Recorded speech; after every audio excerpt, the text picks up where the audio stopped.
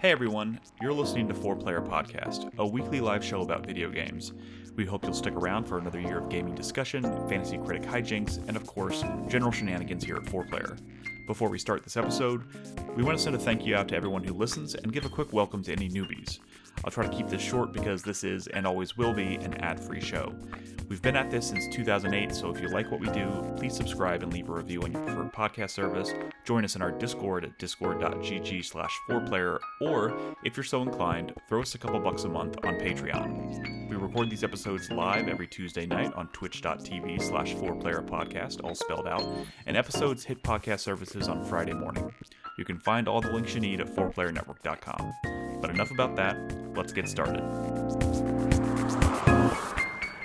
Alright, are y'all ready? Are y'all ready to do this? Oh my ready. God! Shut up. Is that N back there? Is that a Nintendo thing? No. Nick, just sorry. start God the damn. fucking show. What the hell? I thought. I'm Let me curious start about this that. What is podcast. that? Don't turn around and look. He's gonna drop out of the call.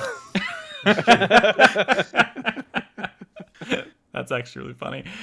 Oh, man. Hey, everyone. Welcome to 4Player Podcast. This is episode 824. It's January 28th, 2025. I'm your host, Nick Henderson, joined today by Brad Simons.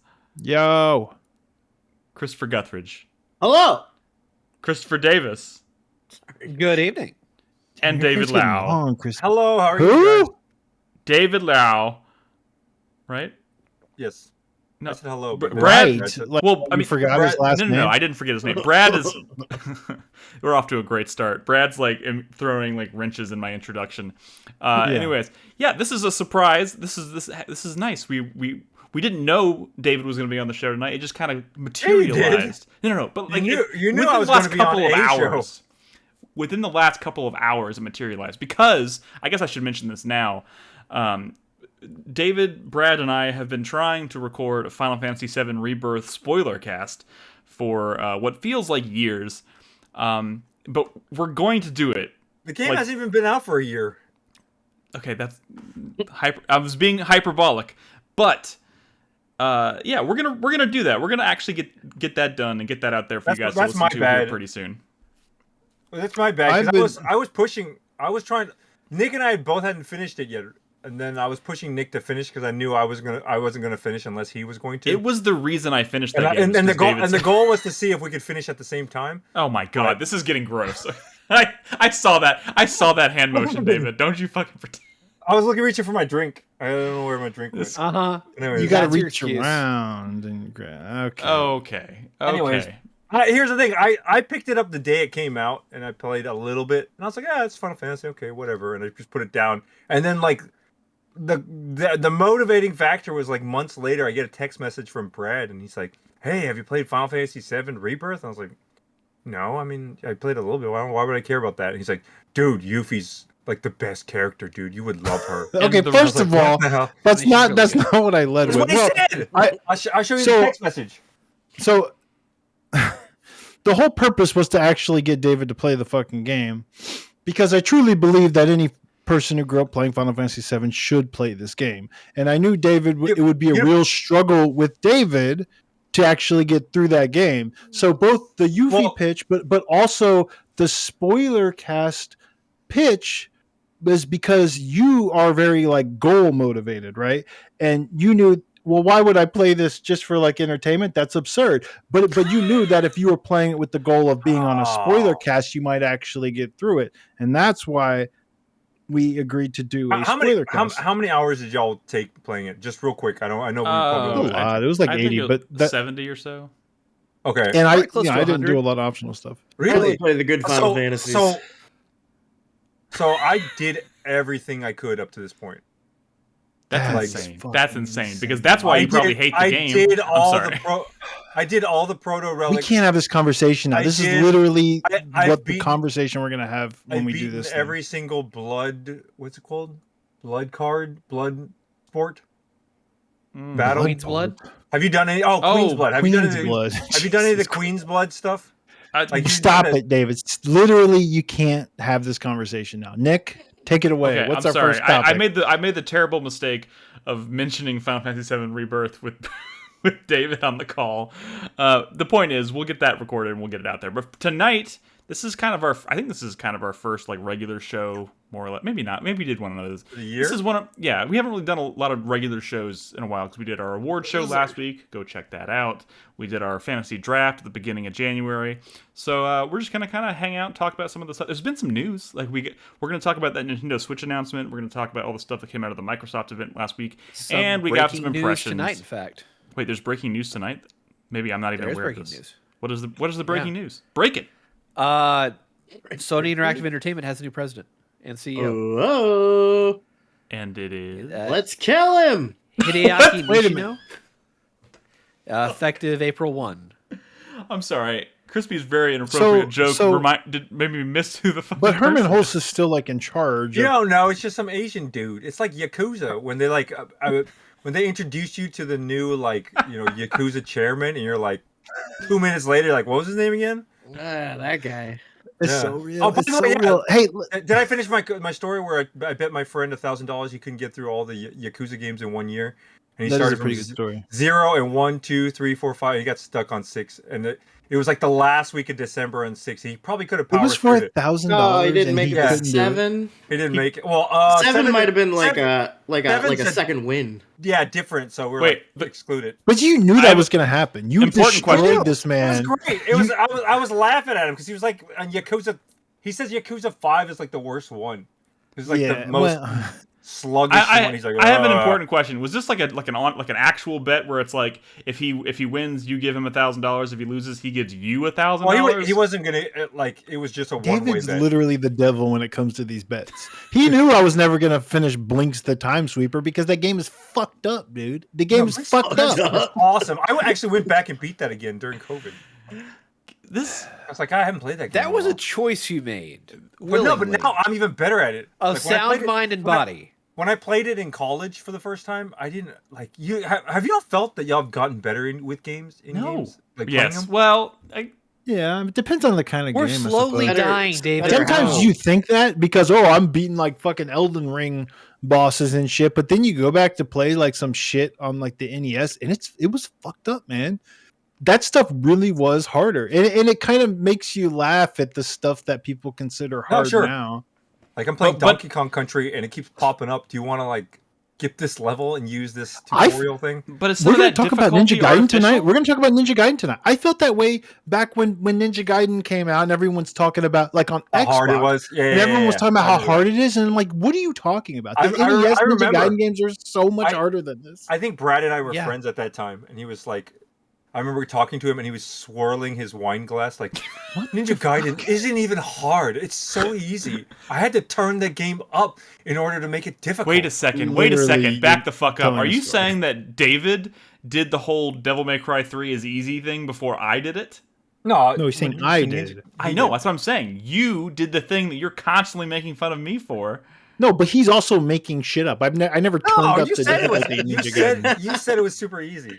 You said, I don't even know why people find this difficult. I probably have. Oh, wait a minute. This was the pre-black version of the game where you could just spam Flying Swallow. Flying Swallow? Oh yes, that's the first move I did. It was easy to break pre-black Ninja that- Gaiden. That was when I yeah, and then I tried. What is our playing Ninja first Gaiden Black. topic, Nick? That's a good Red and question. What is our first topic? You know what? Sorry. Again, I must remind everybody that I was really into wine back then. Yeah. Do you, Why want were to do some brands or housekeeping whatever and maybe the fuck talk was? about some Fantasy Critic real quick? No, actually, Nah, we're gonna go ahead and start because we're already kind of talking about it, right? Let's talk about the Ninja Gaiden 4 announcement. It's on the screen. Well, the trailer was pretty cool. My biggest interest in it is 1, 2, and 3 I've all played a little bit, and they all kind of play. It all feels the same. So I'm like, I have a serious from the 3 does trailer not looks feel like. no. I mean, it's the same move sets and everything, right? I kind of don't want it to be the same Yeah, I see what you're saying. move set. It's got that weird like tumble roll where like. I've got a serious question because I'm not a huge Ninja. I'm not like a big Ninja Gaiden person, but I swear to God, I do not remember Ninja Gaiden 3 at all. I remember 2. No one bought it because it scored like literally in the 50s. Yeah, I thought Like, that was 2. it was a tragedy. It was like a Devil May Cry 2 situation. I thought 2 because was a people- tragedy. No. 2. No. See, you're just two uninformed. has issues with it, You're but we'll get uninformed. into it. 2 is complicated, actually. Yeah. So there's passionate Ninja Gaiden fans out there, and the gold standard for Ninja Gaiden is Ninja Gaiden Black. It was the second version of the original Ninja Gaiden on Xbox that they released that made it like, they basically just refined the game to the perfect distillation of Ninja Gaiden, right? Ninja Gaiden 2 came out, and it was a mess. Like it ran like shit. I remember we were talking on the podcast from 10, 15 years ago or whatever. You were talking about like climbing some tower where there's it would have been a cool sequence, but all these guys were all running down. We'll get to there's this like shooting rocket launchers at you and shit. Yeah, they're shooting. So like in Ninja Gaiden 2, it ran like shit. It was like, it felt unfair. It felt like an unrefined version of the game. That was an Xbox 360 game, right?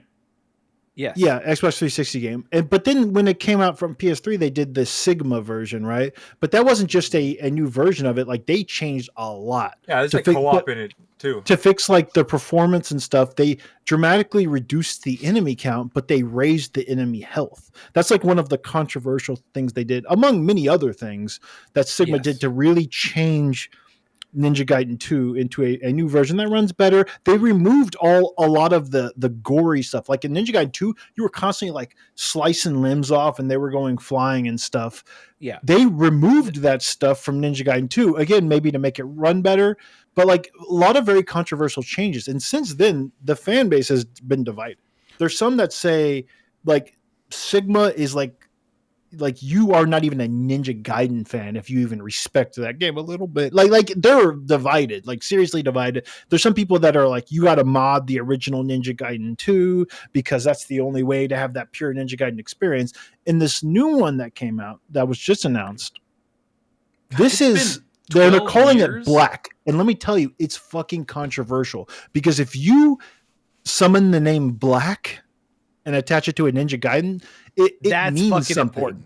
Right, like Black was used as the definitive version of the original Ninja Gaiden, because there's Ninja Gaiden, which was well received, Ninja Gaiden Black, which is like one of the highest rated action games of all time. Then they did like Ninja Gaiden Sigma when it came to the original game. Also had a Sigma version, which again, the dust under the refrigerator, no one respects that, right? I don't know, it's fine. But my point being, Black is the perfect version of this. Oh no. Franchise. And when you invoke the name Black, you're saying this is like the definitive version that fixes all of the problems. This is Ninja Gaiden 2 that's the original game that runs like a dream and it's perfectly balanced and it's challenging in all the right ways and the bullshit is gone and you can't spam flying swallow. It's saying that we finally made the definitive perfect version of Ninja Gaiden 2. It is not that. We're talking about Ninja Gaiden 4 right now. We're not talking about Ninja Gaiden 2 just yet. You're getting ahead of yourself, Brad. I thought we were going to transition into Chris Davis's first game. We will in a second, but let's talk about Ninja Gaiden 4 first. Okay, well, so Ninja Gaiden 4 is a completely different topic. It's Platinum Games working with Team Ninja, which is crazy because when Ninja Gaiden 3 came out, which was the last real Ninja Gaiden game, the Team Ninja was literally in the fucking bottom of a ditch. Like, they were not putting out games that it was when they put out Ninja Gaiden 3, which literally scored in the 50s. And Platinum Games, when they were kind of getting started, they were releasing Bayonetta and fucking Vanquish and stuff. Like people really respected Platinum Games back then. Those games were scoring really well. Well, now they were kind of siphoning off of Team Ninja's. Team Ninja these days has a lot more respect because of their the Neo games, right? They spent 10 years making the first Neo, and they made a fantastic. Well, they weren't developing the game the entire time, but you're right. The original Neo was announced a long time ago, but when they started working on it again and they started putting out those games, modern Team Ninja has a lot more respect. But then while Platinum Games has been hemorrhaging.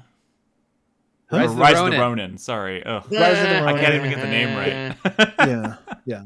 And Team Ninja's been doing one of our Game of the Year awards this year. So yeah, they've been doing a lot. They've been shipping games, and those games generally are well received. And Platinum Games has kind of been struggling, right? They've been losing a lot of talent, especially recently. They've been making some games that are Team Ninja. that going up and down. They've been Platinum putting out games going that up have and really down. worried people, right? They had that shit with but- Activision, right? When they were putting out like lower budget games, Transformers. probably just to like make a paycheck. Avatar, well, the Transformers game yeah. is one of the highlights probably of the Activision deal. They made that like bad Ninja Turtles game. They made that Korra game that was pretty middling. But they also did Babylon's Fall. Remember they did a games as a service action game. That was fine. Okay. That's a David. Did you play it? How much did you play it? That is a David run game through of the all year. That is I don't know about not even you could defend Babylon's Fall, David. Come on. I don't know how much did you play. Well, it was for Platinum Games. That's for fucking shit. It's one of the lowest rated games of the generation. Tragedy. But the thing is, who enjoyed it. So like Platinum Games, these days people are a little uneasy about. So the roles have kind of reversed. Except if you really kind of like look at the numbers, it's their last game was that Bayonetta Origins game, which scored like an 80. Before that, it was Bayonetta 3, which scored like an 86 or whatever. It's not like their games have been bad. There was Babylon's Fall, but before that, they did Astral Chain and Nier Automata. These are not games that people hate. They're games that people like and that scored well. So I kind of may don't not have necessarily sold well. So I'm still trying to gauge they sold where y'all fine. fall Like on the Nier spectrum actually here. sold really well. And Bayonetta has always done okay. Man, it's just Ninja Gaiden, like being a Ninja Gaiden fan, honestly sounds really exhausting. Well, you know what Ninja the Gaiden's biggest been problem gone for a long time. You know what's This the is a biggest great problem for time. Nick, right? Is that he wasn't around in the times when the Wizard movie came out. Oh my god, what the fuck are you talking about? You remember when Jimmy Savage? Woods, yeah, Jimmy Woods had to go to the Nintendo Championship, and what's the first round game that they had to play? Ninja Gaiden. And then like you're like, oh cool, Ninja Gaiden. The movie called it where they Gaiden first back showed then. Super Mario Brothers 3 to the world. Yep. Like, that's Literally, why I you have never to- knew anyone who called it Gaiden. It was but Gaiden. they Ninja did it in that Gaiden. movie. Yeah, I know. He told us. No, okay, you're right though. Anyway. Nick, what you're saying doesn't even make sense, right? Ninja Gaiden's been gone for a long time, and now we're in 2025, and there's 3 Ninja Gaiden games coming out. One was shadow dropped at this Microsoft thing, which Chris Davis is going to talk about. Playing. There's Ninja Gaiden Ragebound, which is the side-scrolling game from the Blasphemous developers, which looks pretty cool. And now Ninja Gaiden 4 is coming out this fall from Platinum Games and Team Ninja. It's like a great time to be a Ninja Gaiden fan, unless you're one of those weird Sigma equals death people. Blasphemous. I got you. I don't know about that. I think Sigma people are looking forward to this too. No. I'm saying the people who hate Sigma, they're probably like the most apprehensive about it, because there are Ninja Gaiden fans that don't respect Platinum Games at all. Because you got to understand, passionate Ninja Gaiden fans back in the day, they hated the Devil May Cry people. They're like, fuck you and your little stylish action. This is about speed and punishment, and they clashed, right? So the fact that like Platinum's even touching this franchise that's been dead for like over a decade, they're like, no, they're gonna ruin it. And I'm like, so the jury is still out. Everyone should be happy. Are you happy? And I think this is a good thing for Platinum Games as well, because there was a lot of questions like, what are they working on? Are they like, there's questions like, are they going to be shut down? Are they going to be purchased? How are they not balls deep in a new Nier game? Well, then maybe they are. Maybe they are. Because like Nier Automata was like one of the most. The last project that they announced was Project GG, which was that. Which I'm assuming is canceled now, right? Kamiya project. Yeah, probably canceled. It's not confirmed yet, but and all those people now have a lot of people left Platinum to go work at the new Clover studio. Yeah, but they didn't take like fucking everyone. Like Platinum Games has got pretty big, and they're a studio that does work. They've shipped a lot of games over the past couple of decades.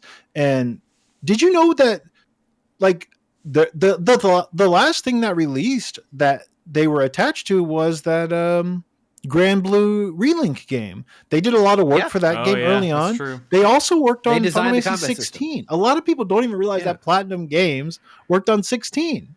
Probably they the boss do a lot of fights. contribution work. So, I mean, they're a workhorse studio, a lot of people are like, oh, I can't trust this Ninja Gaiden 4 because, Platinum Games can't be trusted. But like, this is their lane, both for Team Ninja and Platinum Games. They know how to make this kind of game. The studio that brought you Bayonetta is making a Ninja Gaiden game. How many other they studios made Metal Gear come up Rising? with? Yeah, they can make a Ninja game. And this is essentially looking like Metal Gear Rising 2. Ooh. Well, the story's probably going to be dog shit. Let's be honest. I don't know who's pinning that thing, but there's been no Ninja Gaiden story that's worth a shit. No. I'm talking about like mechanically speaking. It looks like they're incorporating like a probably parry system. The protagonist looks like he's just one step away from Raiden from Metal Gear Solid 2. I'm like, that's true. That new protagonist. Let me tell you though, when that character popped down with like the short, like it kind of looked like a short bob, and then the mask over the mouth. I've been playing so much 1,000 times Resist. I was like, oh, sweet. I thought it was going to be a lady because again, I've been playing so much 1,000 times Resist, and that character looked exactly like one of the sisters, kind of with the mask and everything from that game and the haircut. And I was so bummed out when. See, that probably would have made me a little more interested in it, but right. I think the crux of why I'm not super interested in Ninja Gaiden is probably what you said a second ago. Brad, because Ryu Hayabusa, but like the Dead or Alive chicks are also in Ninja Gaiden, right? Like they're even play Sigma 2. You can play as their boobs. A young. You can play as Ayane and Rachel, but no, in Sigma 2, I think you could even play as like fucking Kasumi or some shit. It's like Momoji. Yeah. Oh, okay. Hey, look. What's her name? Look, Momiji was like a DS. Momiji. But Ayane, you've always been able to. Yeah. The spinoff. But what I am hearing right now is that this is exciting, but also maybe a bit risky for something like Fantasy Critic. Well, I mean, that's the thing. Are you going to bet on Platinum? Are you going to bet on Platinum? I mean, these days, maybe it's worth it. I mean, also Team Ninja, like. People like Neo 1 and 2 a lot. Those scored really well. But like Wolong was a little bit lower. Rise of the Ronin was a little bit lower. It seems like their scores are slipping. Now, I think Rise of the Ronin is actually better than Wolong, and it was kind of like unfairly rated or whatever. But like, they're solid studios. I don't know if it's Fantasy Critic. And also, like, this thing's probably going to score in the low 80s at best. All those Team Ninja projects were solely developed by Team Ninja. Like, they're bringing in Platinum to help with the combat, or they might even giving half the game to them. Like, all right, so look, I don't think Team Ninja needs Platinum to help with the combat. I think this is actually just obviously they know how to make a combat system. I think this is Platinum's game, and I think Team Ninja is overseeing it. It's kind of like this is not the first time a Ninja Gaiden game has been done by somebody other than Team Ninja. So in the spirit of keeping things organic here, Unlimited? Yeah, I remember Yaiba. David, you do not like Yaiba by Spark Unlimited? I did, but I got to a part where I got stuck, and it's been so long. Dang. That game is literally Composer for Yaiba, by the way, Grant Kirkhope. Okay, what the fuck? Banjo-Kazooie, Grant Kirkhope? Why do you know that? What? All right, sorry, Nick. Continue. In the interest of keeping things all tied together in a nice little package here, why don't we talk about Ninja Gaiden 2 Black? Since I mean, it's cool. It's a cool thing to shadow drop. About? What are we talking about? We were talking about Ninja Gaiden 4. When they announced Ninja Gaiden 4, they shadow dropped a remake or an Unreal Engine remake of Ninja Gaiden 2, and they made it the black version. A ninja in Venice. So just to be clear. I have beaten this, and I've played several of the challenge missions. This is one of the challenge missions. I would not call this game a remake. It's somewhere in between a remake and a remaster. Okay, I will tell you right now. If we start getting into the debate over remakes versus reimaginings or remasters, I will. If you would just not interrupt me and let me explain, I'll tell you. Tell me the difference between. This is Ninja Gaiden 2 Sigma with refinements and changes to content running underneath a sheen of UE5. What do you mean running underneath a sheen of UE5? All the visuals in the game are UE5. The rest of the game is actually original Sigma 2. The Master Collection version of Sigma 2. Yeah, the actual technical bones and structure of the game. Everything under the hood is unfair. They didn't just make changes and refinements to Sigma 2. They specifically made changes to kind of rectify some of the things that people hated about Sigma 2. So they definitely tried to move it back in the direction of the original Ninja Gaiden 2. Like add in more of the enemy count that was pulled out of Sigma, reduce some of the health that made them like super squishy. They added all the gore back in. Yeah. You know, like they're trying to appease the fans that hate Sigma. I have a question. Yeah. Why are you a ninja fighting werewolves in Venice? Because it's Ninja Gaiden 2, Nick. This is not your lane. Just let them talk. So anyway, the Master Collection is Sigma, right? The Master Collection. The Master Collection is all Sigma.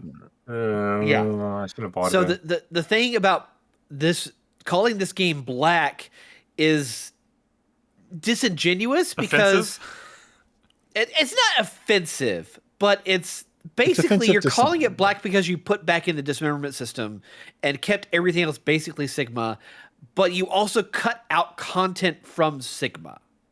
Some of it. So like Sigma had way several more boss content fights than they the strictly original. took out of the game. They got two boss fights that people fucking hated. I'm telling you. Yeah. I know you've played this, but maybe I've read more about more of the arguments about it. So I feel like I know a little bit more about the differences between the original, and I played the original Ninja Gaiden 2. I don't. Maybe you did back in the day. Brad's telling you to stay in your lane. Response. No, I'm saying like let's be clear here.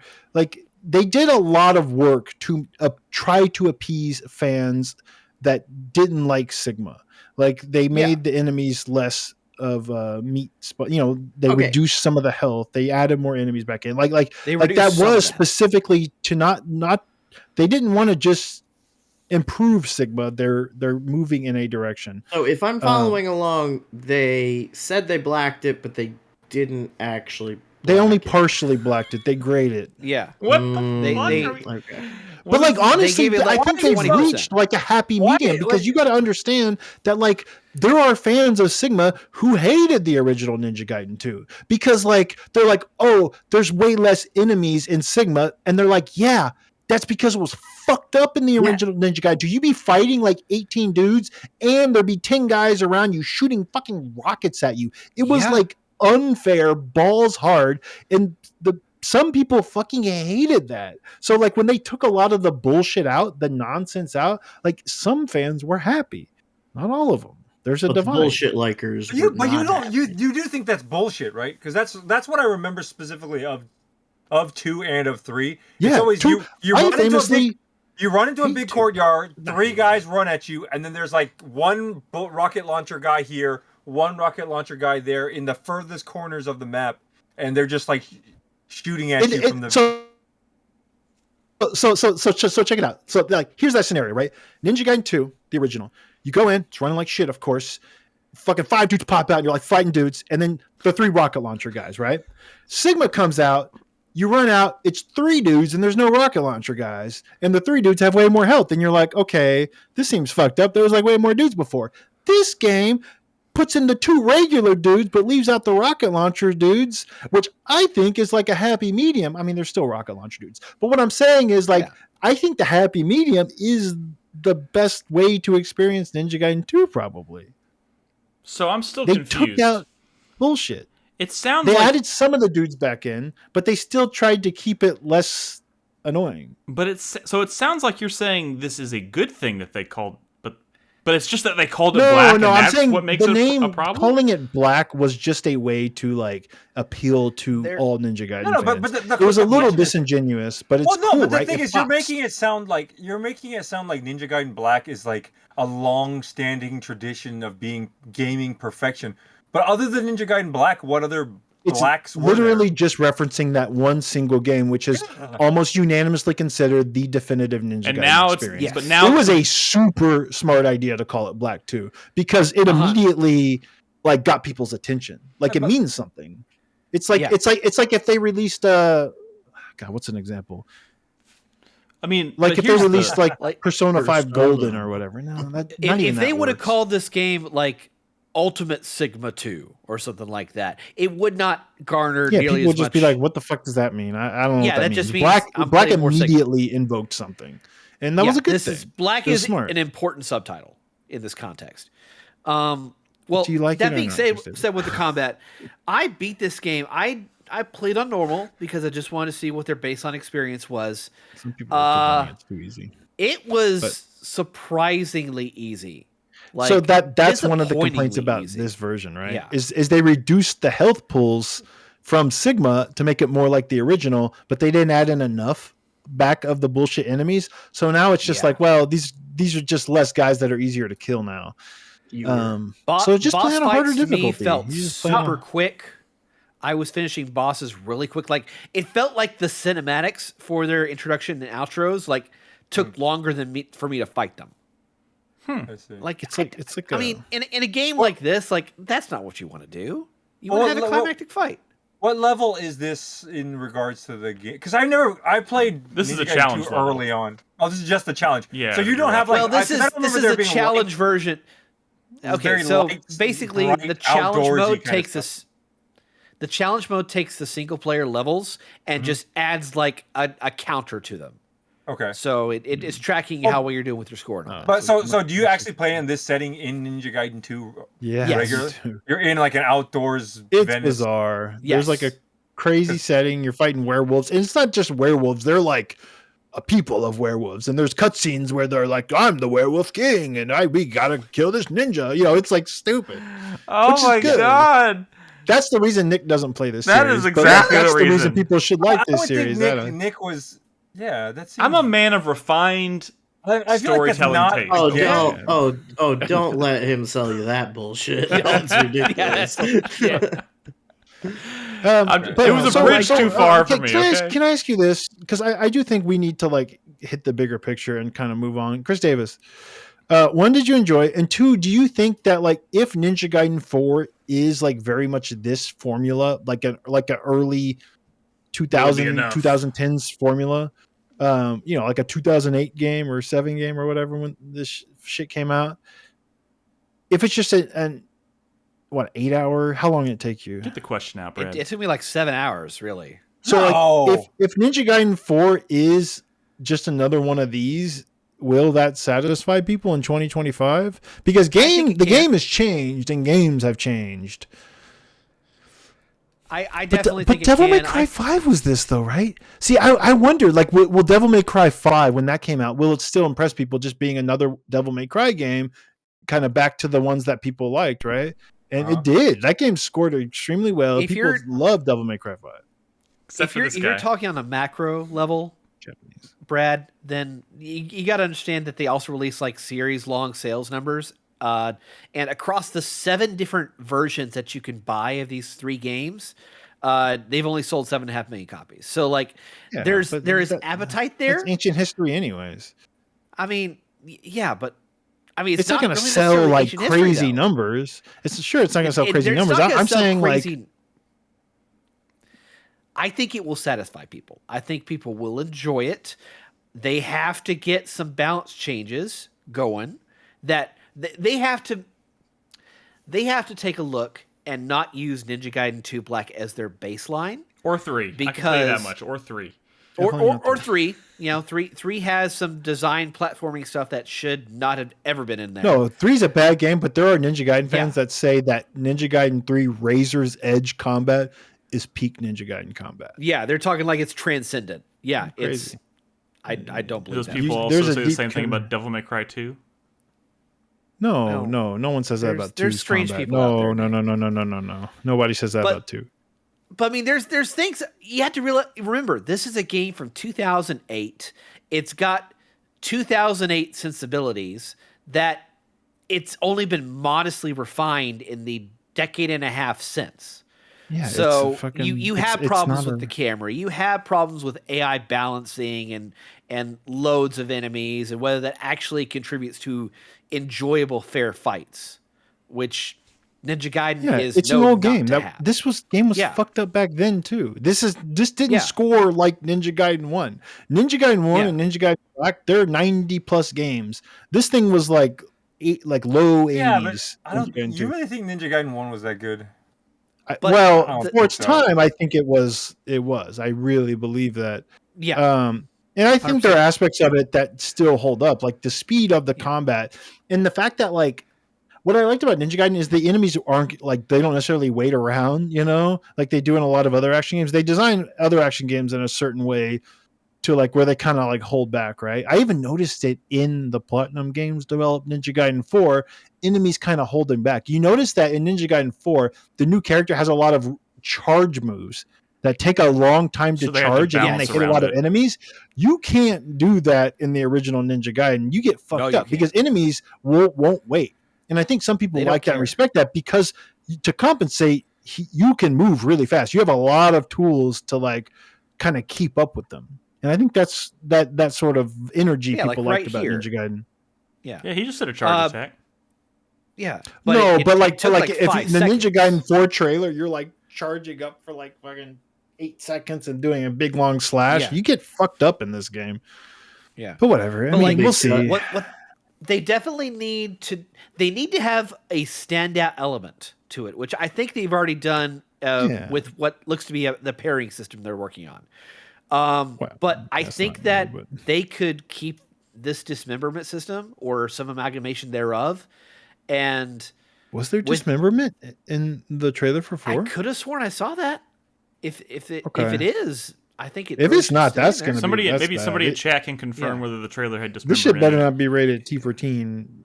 No, there's no fucking way it's going to be. That would be lame. There was blood. There was dismemberment. I do have a serious question. I do have a serious question. Why can these fucking werewolves run around in the daylight? Werewolves? Nick, you were asking way too many logic questions. Oh, Nicholas, someone who's watched 9 seasons of Supernatural should not be taking that kind of tone. I've actually watched. There's actually 15 seasons, and I've watched about 12 of them. Okay.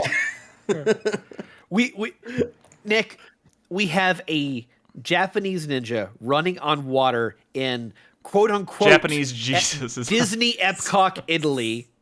I'm sorry, Epcot? what? It's the World Showcase version of Italy. Basically, like you get Venice, you get the Colosseum, you get Rome. The Food and Wine Festival. Look. It's okay. I'm just busting there's a your level set in New York. There's a level set in Moscow. Like it's a globe-trotting adventure that's definitely not cognizant of at least. Anything. But that's realistic. cool. That's one of the cool aspects of 2. I mean, I will say the level design I do think is more interesting than like a modern. And I will say, like Devil May Cry 5 had whack ass level design. I feel like they put the most effort into like kind of updating the aesthetics of the level design into the first couple levels, where you're in like Tokyo. I don't recall seeing anything like in the original game that was like flying cars and all this stuff. It gets pretty weird, but 2 it gets really weird, but it's cool weird. That much is okay. apparent. Well, we should transition off don't of this. exist. I feel like there's a lot of Ninja Gaiden to be talked about this year, which is kind of exciting, honestly. I just like a good comeback, and this feels like a good comeback. I felt this way about Silent Hill, even though there were some whiffs there. You know what? Something I learned from the Ninja Museum in Kyoto. Tell us. Why are you shaking your head? No, I want to know. He said ninjas don't exist, right? But that's one of the things is that ninjas were very stealthy, and you were never supposed to know who they were, right? Because there could have been just like this, huh? I watched Shogun. Okay, this could have been like this could have been Farmer Joe next door, but you didn't know. So all the stuff that was written about the ninja code or like ninja training techniques, like none of it was ever written down. Because you didn't want somebody to find the like ninja manual and be able to. So like all that was just Ninja Scrolls, baby. Yeah, they're scrolls, not manuals. How dare you? I've seen that. That's a good show. Okay, first. All right, look. So there's just no written history of it. That's why it's hard to find. I had a good transition a second ago. That's why they don't exist. I had a good transition a second ago. Rome. It's not real, you know. Yeah, there's no transitioning on this. Speaking of not real. Let's talk about the Nintendo Switch 2 announcement. Yay! It's not a real thing yet. Mouse mode. I got denied my Switch 2 experience application. I did too. I tried. I tried for Dallas. Y'all were really gonna drive to Dallas to like touch some Joy-Con. Well, you have to get in first. Yeah. Hard Were you pass. going to be playing the new Mario Kart? Did they even say what you'd play? I applied for the Nintendo Museum in Kyoto when I went to Japan back in October, and I got denied for that too. When are those events? Brad, April 7th or 2nd. So the events are after the showcase, the software showcase they're doing in April. So it makes sense. What'd you say, Crispy? Yeah. I said if things keep going like they are, these little preview events might be your only chance to ever touch the thing. Whoa, You're not going to be able to import it. Oh, because I won't be able to, or it's going to be like it's going to be like $1,000. It's going to be a $600 Switch. We'll see. You know, there can be deals made. Look, I'm going to stay hopeful for. Well, thank God we have a president who's good at making deals. Well, fuck. Okay. Switch. Please, God, somebody talk about the Nintendo Switch 2. Nick, did you watch the Switch 2 trailer? I know you hate trailers. I mean, it's a 2.5-minute trailer. Of course I watched. Okay. This dude's sometimes like pulling teeth to get you watch 2.5 minutes. It's a bigger Switch. The end. So some people and the Joy-Cons are mice. Some people seem pretty disappointed by. I mean, here's the thing. That's what always is, right? That's what everybody's. I don't know. I mean, I complain they didn't show enough new stuff, right? No, they showed Mario Kart. That's all people needed. No. It's the They weren't going to now. do this yet. They weren't going to do it yet. But all the shit was leaking. Yeah. It was like such a poorly kept secret. All of the details were getting out there from the companies that make accessories and shit, that they were like, fuck it, we got to do something. And that's why I think it wasn't like, blow the whole door off or whatever. And Thank you, Brad, for at least a reasonable, not... Because everything I saw was everyone's like, oh, there's nothing special about it. Oh, those things are going to break. Oh, I hope there's no stick drift. Wow. I mean, at the same time, it's like it's a tight rope to walk, because like the Nintendo Switch is literally one of the most successful consoles ever released at this point. And you're talking about like, how do you follow that up? Well, you saw what they did with the Wii, which prior to the Switch was like one of the most successful things, and then they followed it up by making how they followed that with a system that sold 14 million units. They've unheard of. Yes, they definitely do not want a repeat of this of the Wii U. It makes sense, so, man. What you do is you just refine and you make improvements to the design that you already know is successful, and you hopefully make it more powerful, make it more visually impressive. All I need. It's still a handheld. All I need is from the Switch 2 is for the shop to run faster and smoothly. That's it. I mean, that's the only thing I care about. If the Switch 2 came out and it was also not a handheld, to your point, Brad, if they had just removed that part and focused on making it like a home console again, I think people would have been pissed. No, at this point you can't. I agree. I'm not. What are you talking about? I guess my argument is that that a lot of people out here seem to be upset about the lack of changes, substantial changes to the design, to the concept, to the idea of the Switch. I don't even know who y'all are talking about. Well, again, we talk about. I spend too much time in different corners of the internet, and this is what I see. So we're going back to those dark corners again, huh? I've been spending too much time in the JAV chat rooms. And they're very upset. Dude, the JAV chat room is thrilled about getting a faster eShop because there are tons of etchy games. There are, dude. There are a lot of them on the eShop. There's so many. Many. Dude, touch screen. That reminds me. A few weeks ago, Wario64 tweeted. He was like, "Hey, everybody, what's it called? What's that? Honey? What? The Pop? What's the game? Honey Pop. Honey Pop. He's like, Honey Pop 2 is on sale for like $10, and then the next tweet was like, here's how to hide the games that you have in your library. Oh, it's they gave that game away free during the holidays. Yeah, they gave the first one away for free, and they gave the second. Oh, there's a second one. The second one's the one with the good. Oh, you didn't play the second one? I didn't even know. I didn't even know there was a second one. True story. I think it was Chai Tai gifted me Honey Pop 2, and I have it in my library, and I immediately installed it while we were recording a podcast. It's still installed, and I still haven't touched it yet. Chai Tai, just like 13 Sentinels. Just like 13 Sentinels. Wrong target, man. You sent it to the wrong person. Honey Pop 2, legitimately good game. The Nintendo Switch 2. But it's just Bejeweled, right? with but it's boobies. good. It's Bejeweled with a Dark Souls boss fight at the end. That's incredible. No, that's not It's true. Bejeweled with You don't titties. believe me? Okay, That can't be true. Remember when on the Game of the Year awards when Chris Davis was building up this boss fight music like it was the most goated shit ever, and then when we played it, we were like, "What the fuck is this?" that's actually not how it happened.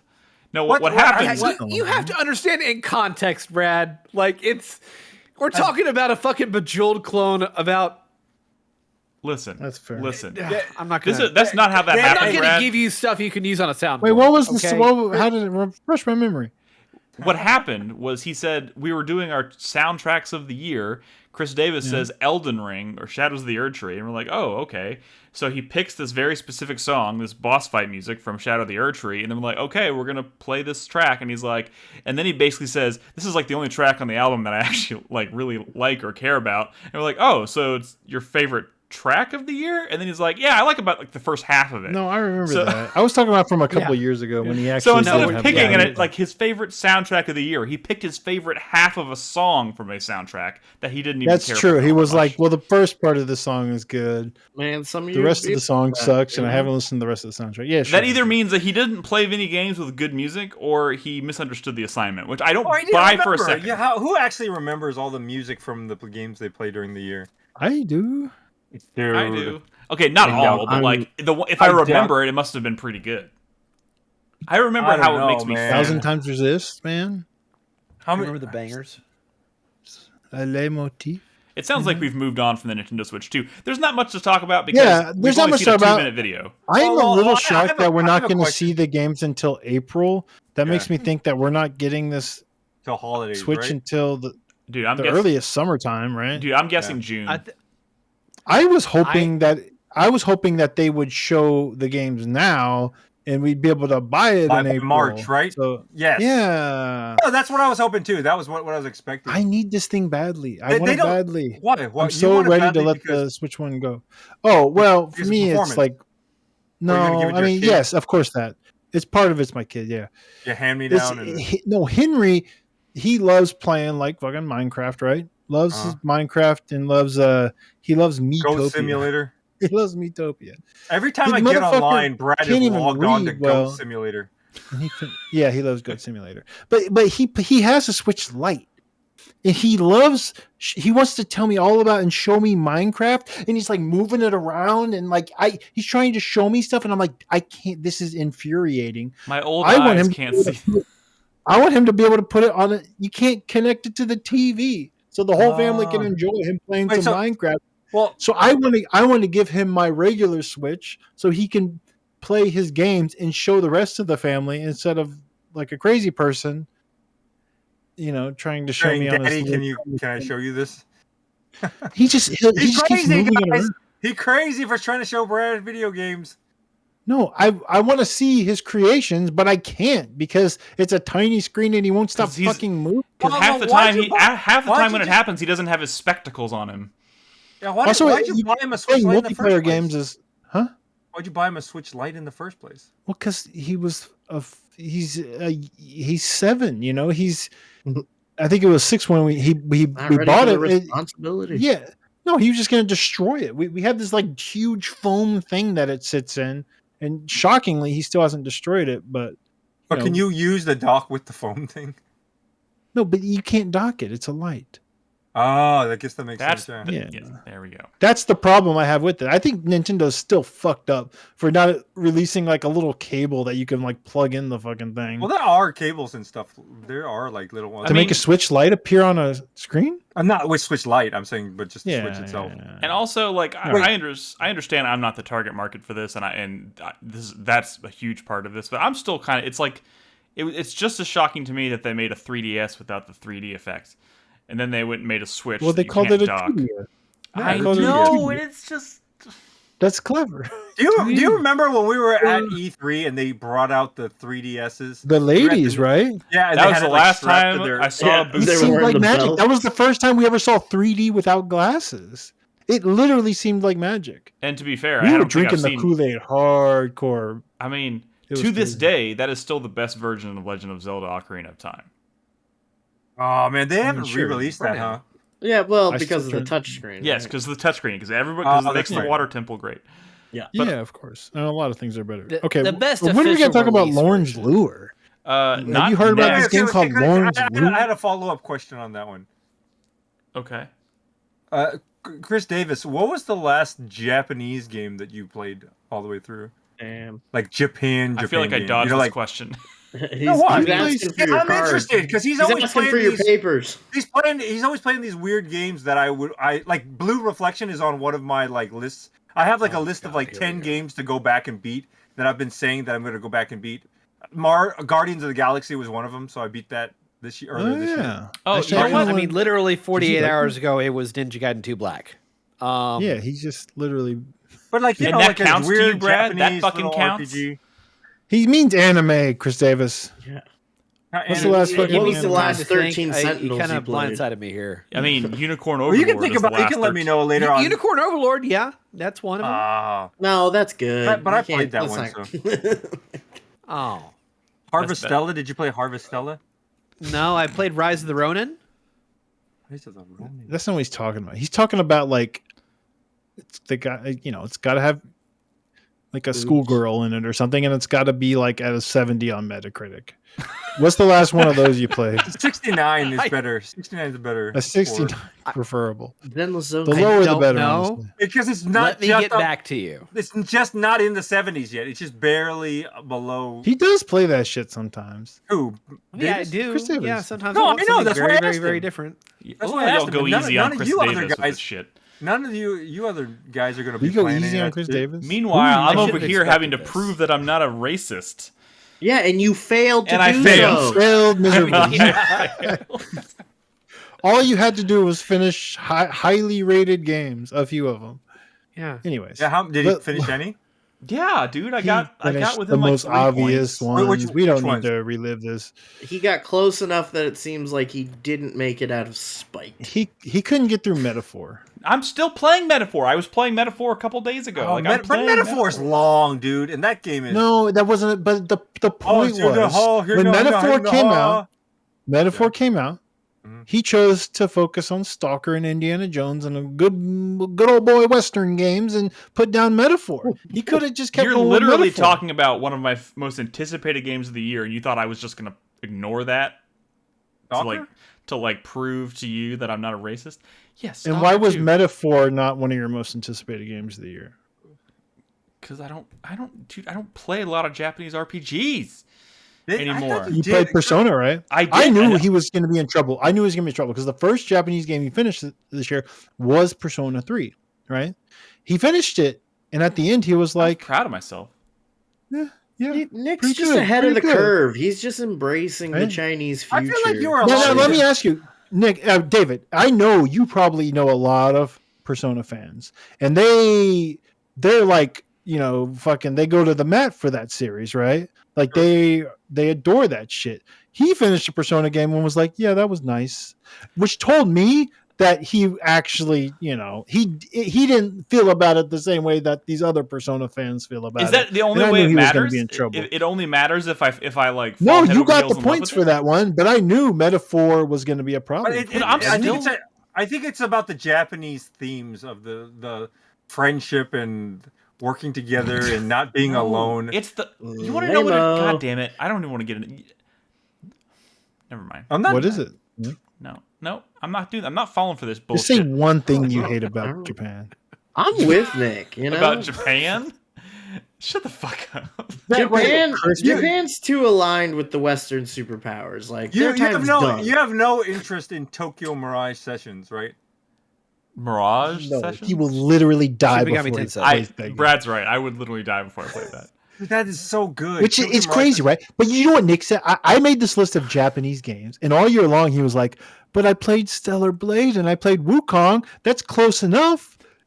And I'm like, one, those weren't on the list, and two, those are not Japanese That's what games. I'm saying. Nick is embracing a Chinese-led future. Fuck off, Chris. Chinese and Korean. This is the 21st century. This is the rise of China. and the East. did you beat Wukong? Yes. Did you play It's it? like one of in, his favorite games of the year. Did you play it in Same with Chinese? Stellar Blade. Yeah. Wait. Did you play it in Korean? Stellar Blade No. in Korean? Come on, he's not- No. Oh, you gotta play. Are you gonna play first Berserker Kazan? Look, in 10 years, we're all gonna feel like idiots, and Nick's gonna be riding high. Like, what is the game? You did visit China, right? I did go to China, yes. But that there was one game on like Trailer 15 Talk years I ago. really wanted to watch. Yeah. Did y'all see the new trailer for? Bear with me here. It is one of those Korean Souls-like boss game fighting games. It's the one that Jeff Keighley has had at the Game Awards a couple times. Like he ended the summer Game Fest with the game.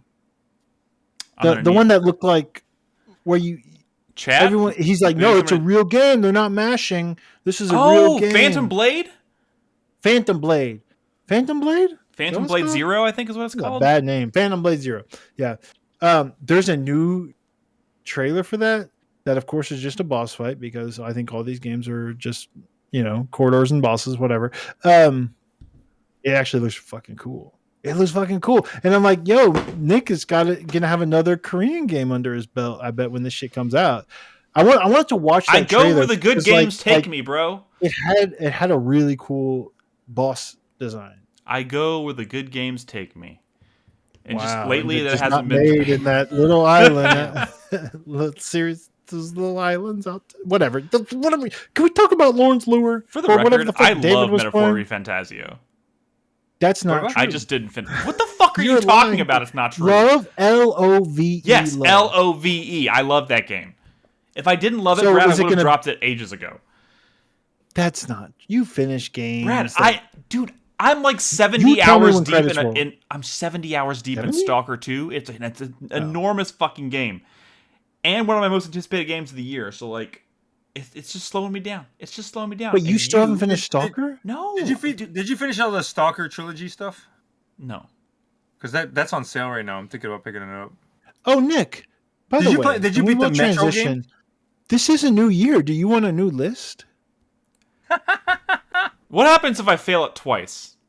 Well, we can do like Western RPGs, and we can put Baldur's Gate on there. Like, how many points does finishing Baldur's Gate 3 get you? 20. 20 points. 20 points? Oh, no. It's sad that you even joke. Another game you said you LOVE. I do, but God, Brad, do you know how many games you love that you say you love and you've never finished? True, fair. But we're talking about that's the end of the conversation. No, it's not the end of the conversation. My free time is not the same as your free time because I did not finish, he's literally changing. He's moving the goalposts. No. Well, I mean, one, yeah. Sounds like you fucked up. Two, dude. it's not about the fact. It's not about time because you had time to play Metaphor. You just chose other games. So, I didn't finish Rise of the Ronin because guess I didn't have time to finish it. I don't know how to tell you this, Brad. I don't know how to tell you this because I'm telling you this at great personal risk. The past month and a half, I have not played much video games at all. Nick, that's fine. That's fine. We all have shit we're going through. I get it. But you're still playing 70 hours of Stalker. And that's like all I've been able to. So much. That's like look, you're not able to find time. You're not like Chris Davis over here. This motherfucker grew up in the Eastern Bloc. Well, probably I don't know. The Stalker. I mean, you never even finished this. Well, whatever. He did. Hey, David, what you been playing? Hey, look. I don't know how to tell you this. We've run out the clock on the first segment, so we need to take a break. Well, let me tell you. When we come back, we'll start with your game, Brad. We'll start with Lorn's Lure, and then David brought a few gyms for us to talk about, and then we're going to wrap up with the 4-player minute. So if you're listening at home, thank you, and don't go anywhere, because we'll be back after this quick break.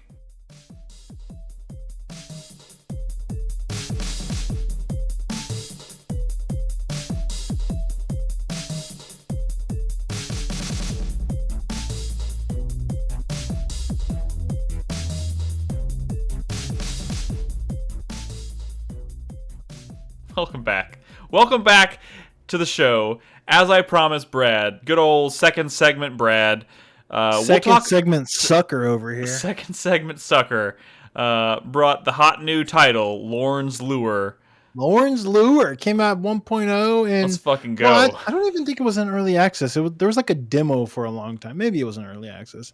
Anyways, came out 1.0 in 2024. It is relevant for that reason, I suppose. Although it is 2025. Lorn's Lure. This is just yet another one on my list of games that I wanted to get to, but you have to make tough choices as to when and what you play these days, I suppose. But I finally got around to it. Well, I've been finishing up a lot of the games I had started in 2024, so I'm like, I'm going to reward myself by starting something new. So I've been playing some. This is not what I pictured this game to be. We've talked about this. Let me ask you, what the before. fuck did you picture it to be, homie? I pictured, Lorn's Lure to be like some kind of, cozy, I don't know, something or other. Didn't expect it to look like fucking Dusk. Like you literally had a picture in your head based on the name, Lorn's Lure. Like it was some kind of cozy fishing game. I don't know. All I can think of is Lorne Michaels. It's a Lorne Michaels fishing game. It does sound like a very artsy fartsy, indie, Well, how do you feel about climbing and descending megastructures? This is what you spend your time playing these days? Brad, I don't know what that means. It's not like every game I play is this. Yeah, like what this. Are you, racist, Brad? Yeah, you racist against. Also, David, what the fuck? I play everything, dude. Oh, by the way, I've been playing a game. No, stop it! Shut the fuck up, David. We're talking about Lorn's Lure. Nick was going to ask this hot new indie game. This has been in development for a long time. I've been interested in this ever since I saw a demo of it ages ago on Steam, years ago. And I saw a trailer and I'm like, yo, this shit looks like my shit. So the way I feel about modern platformers, there's obviously like the mascot platformer. That's one thing, right? But then there was like the more realistic platformers. There was a divergence, right? Mario 64 went one direction, but then there was classic Tomb Raider over here, right? Diverted another. They went in another direction, right? There was like the mascot platformers, and then the more like realistic-y platformers, right? Let's be real. How many of those actually exist to begin with? Classic. Well, see, that's the thing. Over the years, they morphed into. We have a little clambering in our game, right? Like to the point. By the time Uncharted came around, there was just a tiny bit of like climbing up shit, right? Clambering. That is where classic Tomb Raider morphed. Yeah, listen to me, motherfucker. I'm setting this up. I'm saying that sort of realistic platforming, which back in the day was challenging, and you fall from a certain height and you die. There was a little bit of moments of brightness with like Prince of Persia: Sands of Time or whatever. But by the time like Uncharted was coming out and like other games like that started to have a little bit of clamoring, like let's say like a modern God of War or whatever, like they kind of removed all the mechanics and like the stakes. Like the platforming was just something to do in between gunfights and not actually the point of the game. While classic Tomb Raider, it was about making that jump, figuring out where to go and how to get there. They were fucking, shoot, drive. Sorry, that's the Twisted Metal trailer. Anyways, what I'm saying is I've been longing for a platformer. You might remember that I've had a similar conversation back when that Ubisoft game came out, where you're, what's it called? The post-apocalyptic indie Ubisoft game. Nick or Chris Davis? I don't know. Or David? Wait. So I Am Alive? I'm Alive. Oh, yeah. That was on my top 10 that year. I Am Alive came out. I had this same speech where like this kind of platforming, the stakes are gone, right? The mechanics are gone. I Am Alive actually had like a stamina meter, and you actually had to use pitons and shit to like, not run out of stamina while you're climbing. And there was a sense of urgency and like trying not to fuck it up. So all this is to say that I want a certain kind of platforming back, which is more of this adventure game platforming where, if you fall from too high of a height, you die, right? And, figuring out how to get around a more realistic looking environment is sort of the point. That's what it was with classic Tomb Raider, where you're kind of holding your breath with jumps. And Lorn's Lure, ever since I saw a trailer for this years ago, I was like, this is the vibe I want. This is what I've been looking for. How do I scale up this thing? How do I get down this thing? Which requires me to kind of look around the environment and look for places. So, like the platforming is more organic, right? Look, I know like, this yes, is... Let me ask you a question. Yeah. Is it because... Yes. Are you living vicariously through this game? Like, I don't... What the fuck does that mean? Well, I mean... Like you're saying I want to be this climber in real life? Yes. No, none of this had anything to do with real life climbing. All right, I have an actual pertinent comparison. You live vicariously through all games in a way. That's what I'm saying. Is you always try you seek out the stuff that's secretly deep down inside you want to like. I don't want to do this at all. This sounds horrible. Even though I was physically. You seem to get a real big boner about climbing things and navigating the environment. In games, and swimming underwater. Yeah. I mean, I do like swimming, but I'm saying like. Oh, you're gonna die here. Nick, you ask a question about some game you'll never think about. No, I'm not asking a question. I'm inserting myself into this conversation because I understand what you're talking about, Brad. And I feel like you're gonna roll your eyes at this, but like, that is the reason why I was in love with Horizon Call of the Mountain. I knew you were gonna talk about it's such an amazing, but that's not the same. Horizon, dude, it is, but even to a more intense degree because every decision you're talking about, every like choice to like try and make a jump, you're right. This is not a like literally having to do it. But that's less of a platformer and more of like a climbing, like explicitly a climbing game. So like there's like Karen is a game. One of the best workouts I've had in years. Jusan. You like Jusan as well, right? Wait, Jusan? what? You played Jusan? Yeah, Jusan is okay. Jusan? That one's more arcadey. And it's more of an art piece too, but like it's more of an art piece. I mean, it this had is moments. Like raw platforming. The Bennett Foddy game. Are you supposed to go up or are you supposed to go down in this game? Well, both. I think it depends. Depending, right? Depending. You're just trying to. Sometimes you've got to scale way up just to go down somewhere else. It's kind of like I mean, like Crackdown. Like I have to get to the top of this building, so I have to figure out. I got to figure out how to get up this one building so I can find a way to get over. You know. But you never played that one climber game that all the streamers were playing with like the big mushroom. And that's like fish. meme bullshit. No. I know, but it's climbing, right? You know, just navigating the environment. No, but like so those games are games that have like almost intentionally bad mechanics. This game actually like feels good to do the platforming, and they're introducing mechanics like I'm gonna find during this footage. I get the ability game that I played that's like this, and I'm expecting you to play it. Okay, what are you talking about? I'm telling you, I played a game like this, not like climbing specifically, but navigating around the environment, and half the fun was like trying to figure out how do you get to the next spot. Yeah, I mean that is the kind of stuff I'm interested in because I feel like that kind of went away, right? In games where you're just clamoring around. This is not popular. It's just transition stuff so fucking Atreus can talk to Kratos for a little bit, you know? So you start bashing in fucking monsters again or whatever the fuck. Wait, so that Horizon game you're talking about, Ultima. I almost call you Ultima. Nick, it's not like a Horizon spin-off thing, right? It is. It's a VR climbing game. It's a VR entry in the Horizon series, and dude, I didn't even know this existed. That's why I'm. Well, it's because it's a PSVR 2 game, and only 5 people own one. Oh my god, that's true. And I'm one of them. VR2, are those still on sale? Are those? When's the time when it dips low enough to where you can scoop it up? You know, like the PS TV, right? The Vita TV. What are we talking about? Remember when those dropped down to like $50 a piece, and then now everybody scooped them up, and they're worth like $300 or $400. I don't know why you're surprised with this, Brad. Look, David is like the podcast equivalent of wrangling cats. No. Well, okay, first of all, what does wrangling cats mean? Have you ever tried to wrangle a cat? Than one cat at a time. Have you ever tried wrangling cats? I have, easy. I guess. I don't use the word wrangling. I think you haven't lived if you haven't. Look. I don't have much more to say, so let me just get it out. Like this is kind of like I find this game like weirdly addictive. Like when I start playing it, I kind of can't stop because I love the feeling of just the platforming, right?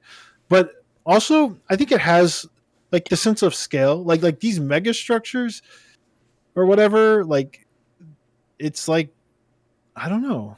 Like this is a game that I get no sense of vertigo. I'm not really afraid of heights or anything. And if anything, it's like really forgiving. Like when you do make a jump that's bad, But I think the reason it's forgiving right is there because from the jump. I'm playing.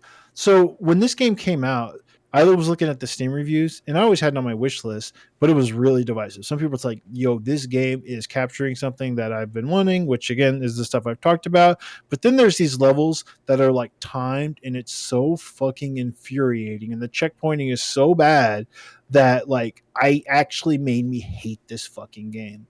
And that stuff scared me off for a while. But like that, the people saying that were so loud that the developers like, look, we're gonna go in there. We're gonna put in more checkpoints, and people are like, "No, it's still fucked up, dude. Like playing this game is fucked up because you made something beautiful, and then you put in these levels that were timed, and it's like this? It ruined it. It ruined it. Lorn's Lure. Oh, okay. The game we're watching footage of right now. I thought you were talking about a different. Okay, sorry. No. And the thing is, late in the year, they finally released a patch. They patched in Explorers mode, which is still that game. But like, I don't know if the checkpointing is more forgiving or like if the timed levels. I think what it is the timed levels are no longer timed. And I'm like, okay, that was the one thing that kind of scared me off. That's gone now. I'm ready to jump around. Literally. Jump around. Jump. Yeah. So how's the music? This is not a game with music in it, dude. This is a game with you listen to the sounds of the megastructure off in the distance because they echo, and this is a. I was just hoping for some like Andrew Holschultz or something like that. No, this is like an immerse yourself in the moment kind of experience. Megastructures are set up like it's set up like level by level, and you just get to point A from point A to point B, and then like you go on to the next world or what? Yeah, so this is actually me learning how to tic-tac. This is like it's level based. Like I was playing that first level for so long, I thought that was the game, but then eventually I got to the end of it, and it was like a couple hours later, I was like, oh, I guess they're just really, really big, really long. That's what she said. And the first level had a lot more like actually like climbing with the hooks. But the hooks. It's all to say like this feels like something that is like very much for me. So like. I mean, I don't want to say I don't recommend it, but like if you kind of understood what I was saying in my little like fucking intro to this conversation, you're longing for the classic Tomb Raider style of punishing platformer, although ironically the checkpointing in this is super forgiving, but like the kind where you really have to think about your jump and you don't know if you're going to make it until you're in the air and you're kind of holding your breath until you make it, that sort of thing, right? Like where figuring out where the navigation is the gameplay, not just a vehicle for story or whatever. Like this is definitely channeling that. I've got to say, and it just feels good to play, and it's very atmospheric just from like again the scale of the environment and like this just the look and the vibe and the sounds, and I really, really like it, and it's very addictive. And this is something that like as I'm playing this, I'm like, fuck, am I gonna have to rethink my top 10 list because I kind of can't stop playing it. No offense, Chris Davis. But the very nature of asking the question that you asked about the music is you're part of the problem. Man, I'm glad Nick's on my side on this shit because usually we're at odds with each other. But I think me and Nick's never going to play this game, but I think the understanding of it, we're drift compatible. I don't know. It's just the way this game makes me feel is just a different game for Nick. You know what? I think he understands. I'll stick up for Chris Davis. You could put on some cool anime music and just be like Naruto, and you'd be running through the shit.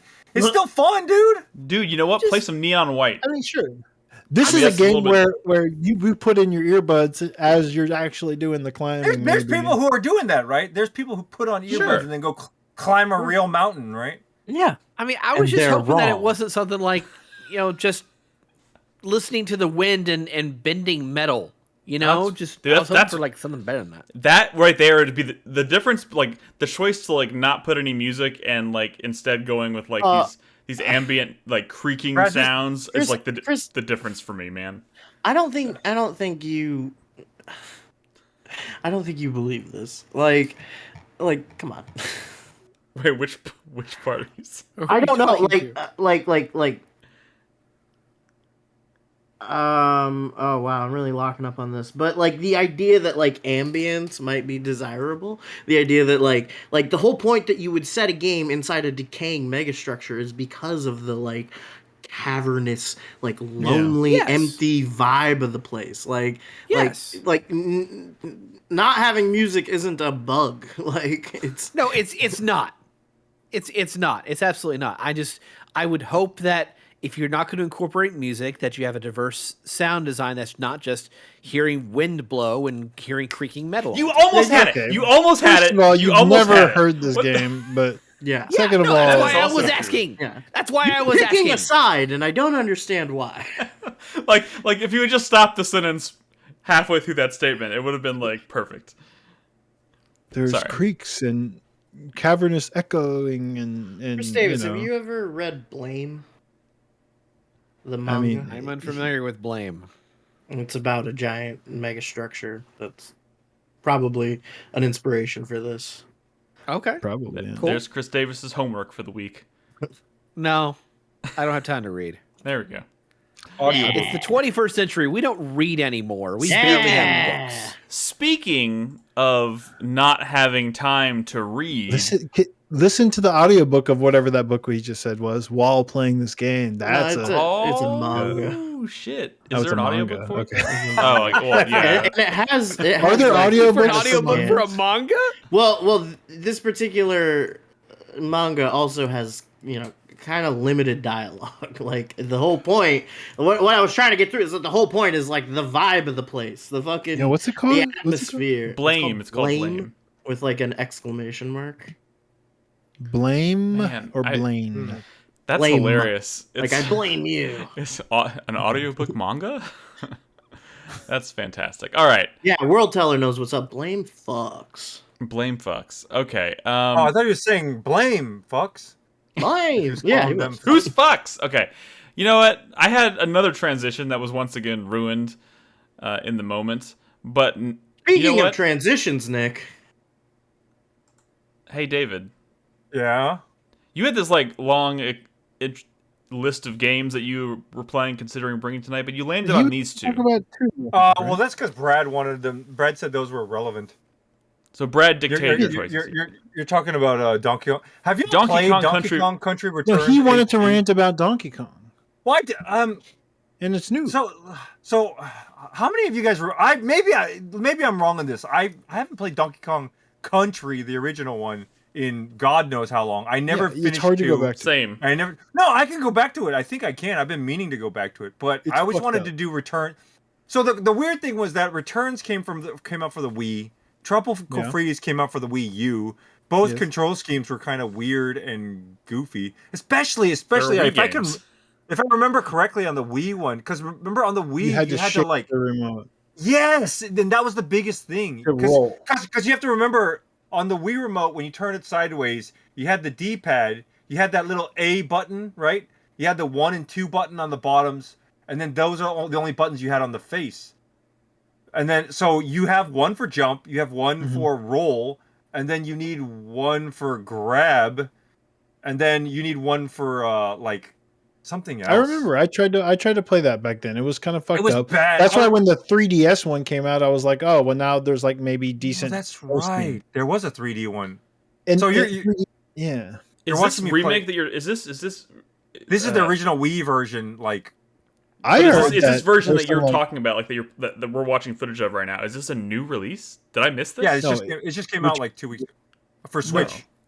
It's a new release, but it is a remaster of the Wii game. Okay. Right. Yeah. HD Is return. this the one that was had ice and snow? No, that's Tropical Freeze. Oh. So the thing now, David's about to say some controversial shit that's going to piss off some Donkey Kong fans, but the truth is, I don't think there's any Donkey Kong fans here. Donkey Kong Country fans. So you're safe. The Donkey Kong theme park. you're in a safe space. We all love the now. DK rap, but I'm saying I don't think anybody cares about those games. The truth is, but Tropical Freeze is beloved. And people liked this one as well. Well, I always wanted to play Tropical Freeze. I bought it the day it came out for Wii U. I never got around to it because I never finished the original one. So I know people complain about $60. Donkey Kong Country is $60. Blah blah blah. But I mean, my biggest problem with this game is that there's so much stuff put into it that is not very intuitive or something. Because you'll watch me fight this crab boss, and I'm literally at the crab boss for 30 minutes. The bosses suck in Donkey Kong Country. Well, it's so confusing on the things that you're supposed to do. Like, there's these crab bosses. It's easy. You jump on their head, you flip them over, and then you jump on their body. But jumping on their head doesn't always flip them over for some reason. And then, like, sometimes if you see he has like a fork in one hand, so sometimes he'll lift his hand up, and by you bouncing off his head, if you double bounce, you land on the fork and you lose your life. And you only have like 2 hits as Donkey Kong. It's just such an odd, like, there's so many odd choices when like putting this game together. Are you saying like it's because like platformers were built on this idea that like you learn a set of rules and you master that set of rules, like enemies behave a certain way. Donkey Kong Country is just whack, and it's weirdly punishing at times. Yeah, well, it's fine for the rules there's fine. It's fine if it's clearly defined. But like with these crab bosses, after you take them out individually, they turn into a stack, right, of 3 of them, and then during this time they'll walk around and then they'll go. And they'll just like shake maracas every now and then, but it's not like particular. It's not like with the music, right? It's not like exactly with the music, so then you know it's coming. So it's like sometimes you're jumping for them, and then they don't go, and then sometimes they go really quick. It's such a weird. They have no rhythm, like, so they just pull it. It seems sloppy. They have no rhythm. They have no grace. And this Kong has a silly face. And one of the weirdest things is that in the first game, you were Donkey Kong. And if you got a barrel, you had Diddy Kong, and he was following you around. So you get hit, you lose Donkey Kong, and now you play as Diddy. And Donkey Kong and Diddy Kong kind of play differently. So you're like, yeah.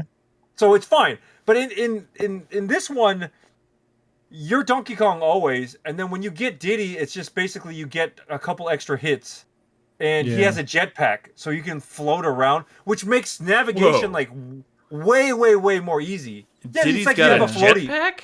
Yeah, he's got. But it was like that. It was always like that. He's had a jetpack for a while now. He's had a jetpack for a while since. When you're Dixie, you can float, and that's just unfair. Since 64 or something, I don't know. Yeah, since Donkey Kong 64. I've really been letting my Donkey Kong lore. He flies around. He has little peanut pistols. Pop, pop, pop, pop. This doesn't seem like a boss fight that anyone should get stuck on for half an hour, and maybe that is like a to your point though. Well, there's but like when you're getting hit, you're landing on the hook or like the claw. I think that's why you're dying. No, it's because you're not supposed to land.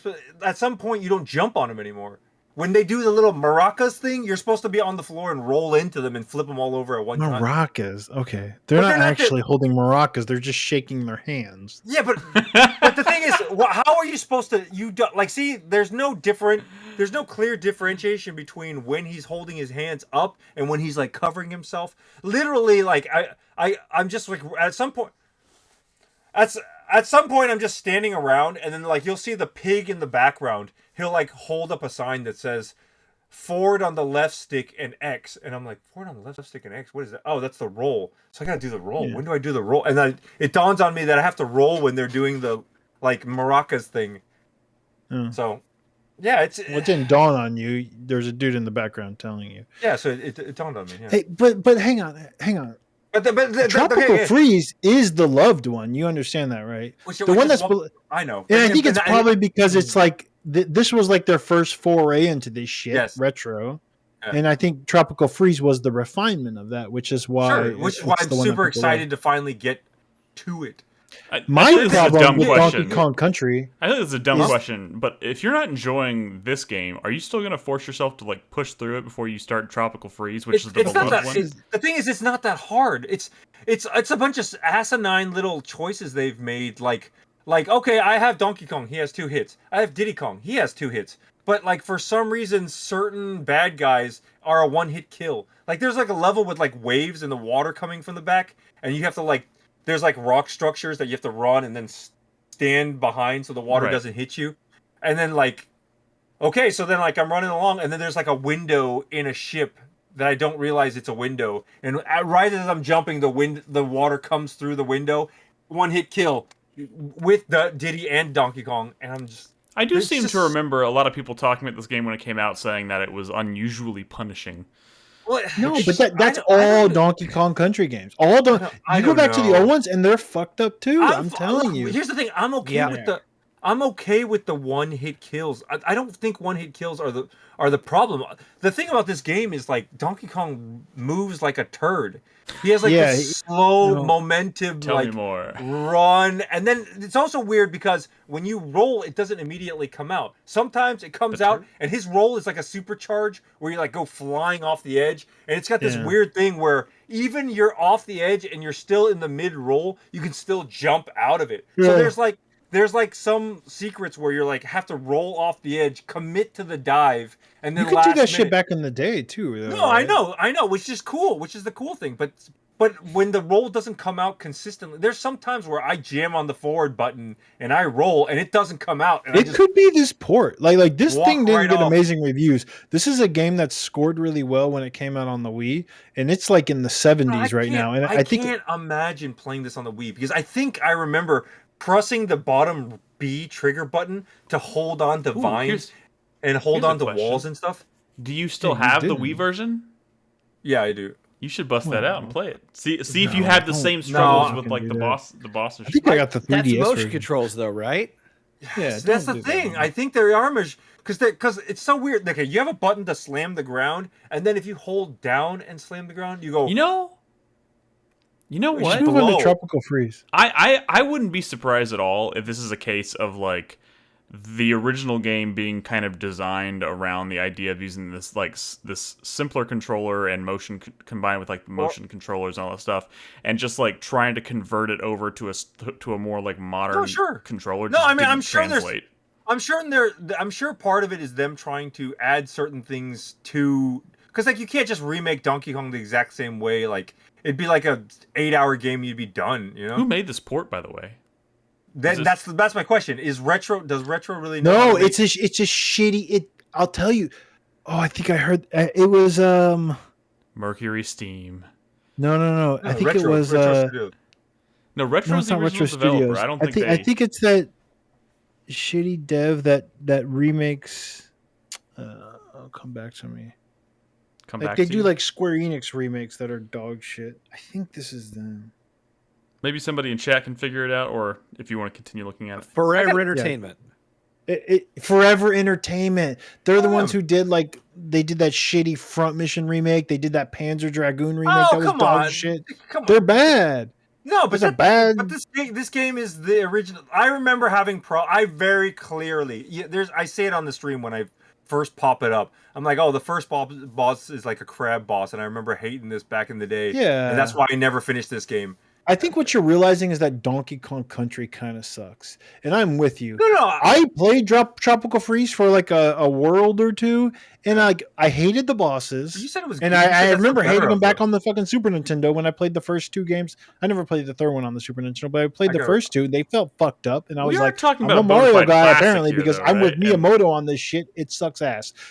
But everyone talked up Tropical Freeze, so when I played it, I was like, okay, sure, this is fine. But what I realized is that the levels were way too fucking long, and I was just over this shit by the time I got to the end of a level. Like, it didn't feel well paced because of that. And there's just too much like starting and stopping to get the fucking banana. You gotta get your bananas. Like every 2 feet, you're like hitting something on the fucking ground or like doing bullshit to get the fucking bananas. Does it get like this? And having to do that every like 5 feet for such a long it's true. level, it is very true. Like, fucking dude. And then you got all the Mario was never like that. You have all the Kong coins, you have all the Kong things, puzzle pieces in this game, and every time they're like hidden in some crappy I hate collecting shit in like a side-scrolling platformer. Like even back in the day with Mario, I never collected the fucking coins. That's not why I'm here. Why am I wasting time getting these fucking coins? You get to the end of the level. I've always felt that way about side-scrolling platformer.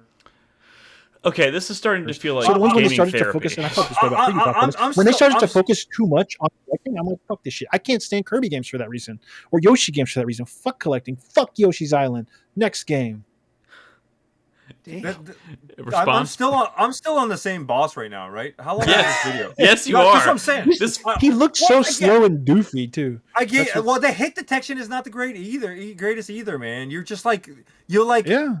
It's super not forget. It's like the slight. I mean, like it's a bad. You give the player a little bit benefit of the doubt in certain situations, right? You can't have it to where if I graze his spike, then I always lose. To be fair, The footage that you provided me, I think, was 15 minutes long, so that may have looped. Oh, okay. I'm not entirely sure. I have a no. I'm pretty sure it was at least 15. The other levels, I've been starting and stopping my recordings per level because there's a very definite. So I gave you like 4 or 5 levels that I played. Yeah. I just grabbed one. I happened to pick the one with the stupid crab boss. I do want to hear about Clock Tower. Dude, do you guys even know how this game plays, dude? I don't even know what this game is. I do. Which version of Clock Tower are we talking about? Clock Tower Rewind. Remake or like a version of the original Clock Tower that's like PlayStation or PC? It's like a Super Nintendo. It's like Super Nintendo. That's right. That is right. It's like a point-and-click adventure game, but with like a stalker type character that's hunting with Billy Bob, the scissor guy, scissor hands. Ooh, Scissory Timbers. Yeah. Dude, I can't stand Nick, I don't this think shit. you Some understand people it. love Clock Tower, but I can't stand this shit. Well, here's the thing. Immediately when you open it up, I was like, "Oh my god, I can't play this shit. There's no way, dude." It's you scary. go in there. It's not scary. It is. No, it was. That's why okay. people like this shit. That's why people like this shit. They're bad games that scared people back then, and to certain people, if horror scares them, it is successful. But they're not fun to play. The crazy thing is, it's not like a point and click like Maniac Mansion or anything like where you click here and he walks over there and you check the thing out. It's not like that, right? But so there's a meter, and if you get too scared, you press the button to rest, and she'll like do the Japanese sitting on my like calves. She'll sit down and regain her life a little bit, and then like if you want to go left, you click the left trigger. And then she'll start walking left. And if you want to go right, that we're watching, like the opening cinematic. This is the opening cutscene. This might have been remade for like the rewind, the Clock Tower Rewind. Yeah, of course. You're gonna have to skip a little bit to get any of the gameplay. Yeah. But oh shit, he's about to cut her head. I don't think Nick has. I forget what this guy's name. Billy, Scissorhands or what? Billy Zane. I forget his name. It's Billy. Let's go with Billy Zane. It's Billy Zane, the Scissor Maniac. So it's crazy because Billy Main, the Scissor Main. There we go. The story behind it is you're a bunch of girls from this orphanage, and you're being adopted by this wealthy guy, and then the mistress brings you to the place, and then she's like, "Oh, I'm gonna go get him," and she leaves the room, and then the lights go out, and then you're like, "Oh, what happened?" And you hear a scream, and you leave the room to go check on it, and then I think you hear another scream.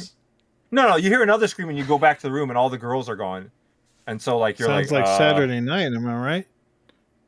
Saturday night, the Sacred Genesis game, but something JAV. So the thing, so the first time I play it, right? I go to the first room, I check it out, like it's a parrot there, whatever, and then I go to the next room and I open it up, and it's the bathroom, and I'm like, okay, there's a shower curtain, and I pull the shower curtain back, and it's one of the girls like dead and tied up. And I'm like, oh no, what happened? And then Scissor Guy jumps out. Billy Zane. And then so he's chasing me, and I immediately die because you can't outrun him. Well, I mean, you can every which way is a dead end, essentially. You have to learn how to like navigate around. It's trial and error. It's wait, annoying. quick pause. Could somebody tell me how to fast forward this footage? Because you're still like in a menu. Yeah. It's you're no BS. Click on the thing in the scene, and then there should be a thing in bar. The scene. Yeah, for the actual video. The video in the scene. And where am I going? And then above your box where it has all your things in the scene, there should be a timeline that'll pop up. Oh, I don't know if this is gonna. This feels dangerous. Not hard. You're almost there. You're just don't worry about it. You're almost to the game.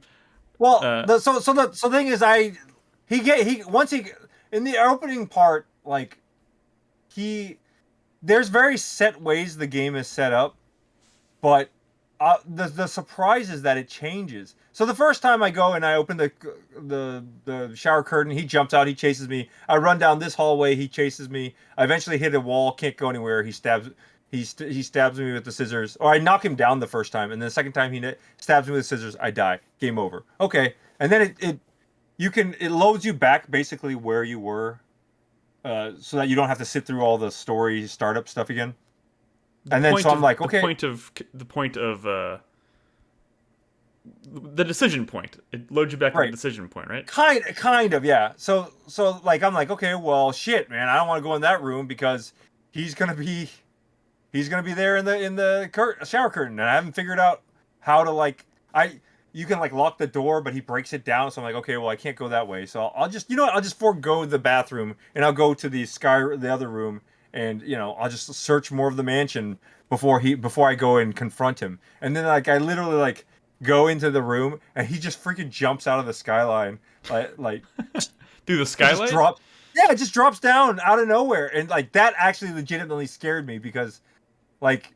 It's an actual like there's no like cut loading, there's no like I remember how Resident Evil used to like and you could hear the like disc reading to let you know that something was gonna happen. Man, you know what I'm talking about? Man. Yeah, but like literally I'm just like, okay, I'm gonna go check out the different part of the mansion. I just walk over there and he just comes flying through the window. That's the juice though, man. I'm telling you. And then again I'm like running for my life and I'm like, God dang it, like I don't know how to figure out how to beat this guy. Like I just don't know. And I'm frustrated. I'm at the point where I'm just like, you know what? I don't think I'm gonna play this game. And then all of a sudden, like what happens? I find I find a car or something, and then like I hide in the car, and he walks by and he doesn't see me, and I'm like, okay, well and he goes away. And now it becomes discovery mode again, and I'm like looking for stuff, and I find a ham, and I'm like, what the hell am I supposed to do? I find you found a ham? Yeah, you find. Well, wait. Sorry, it's a point-and-click adventure. I just find that incredibly funny. I'm sorry. Well, I think I find insecticide first. I find insecticide, and then I open the refrigerator, and then there's like a bunch of insects in it, and they chase me out of the room.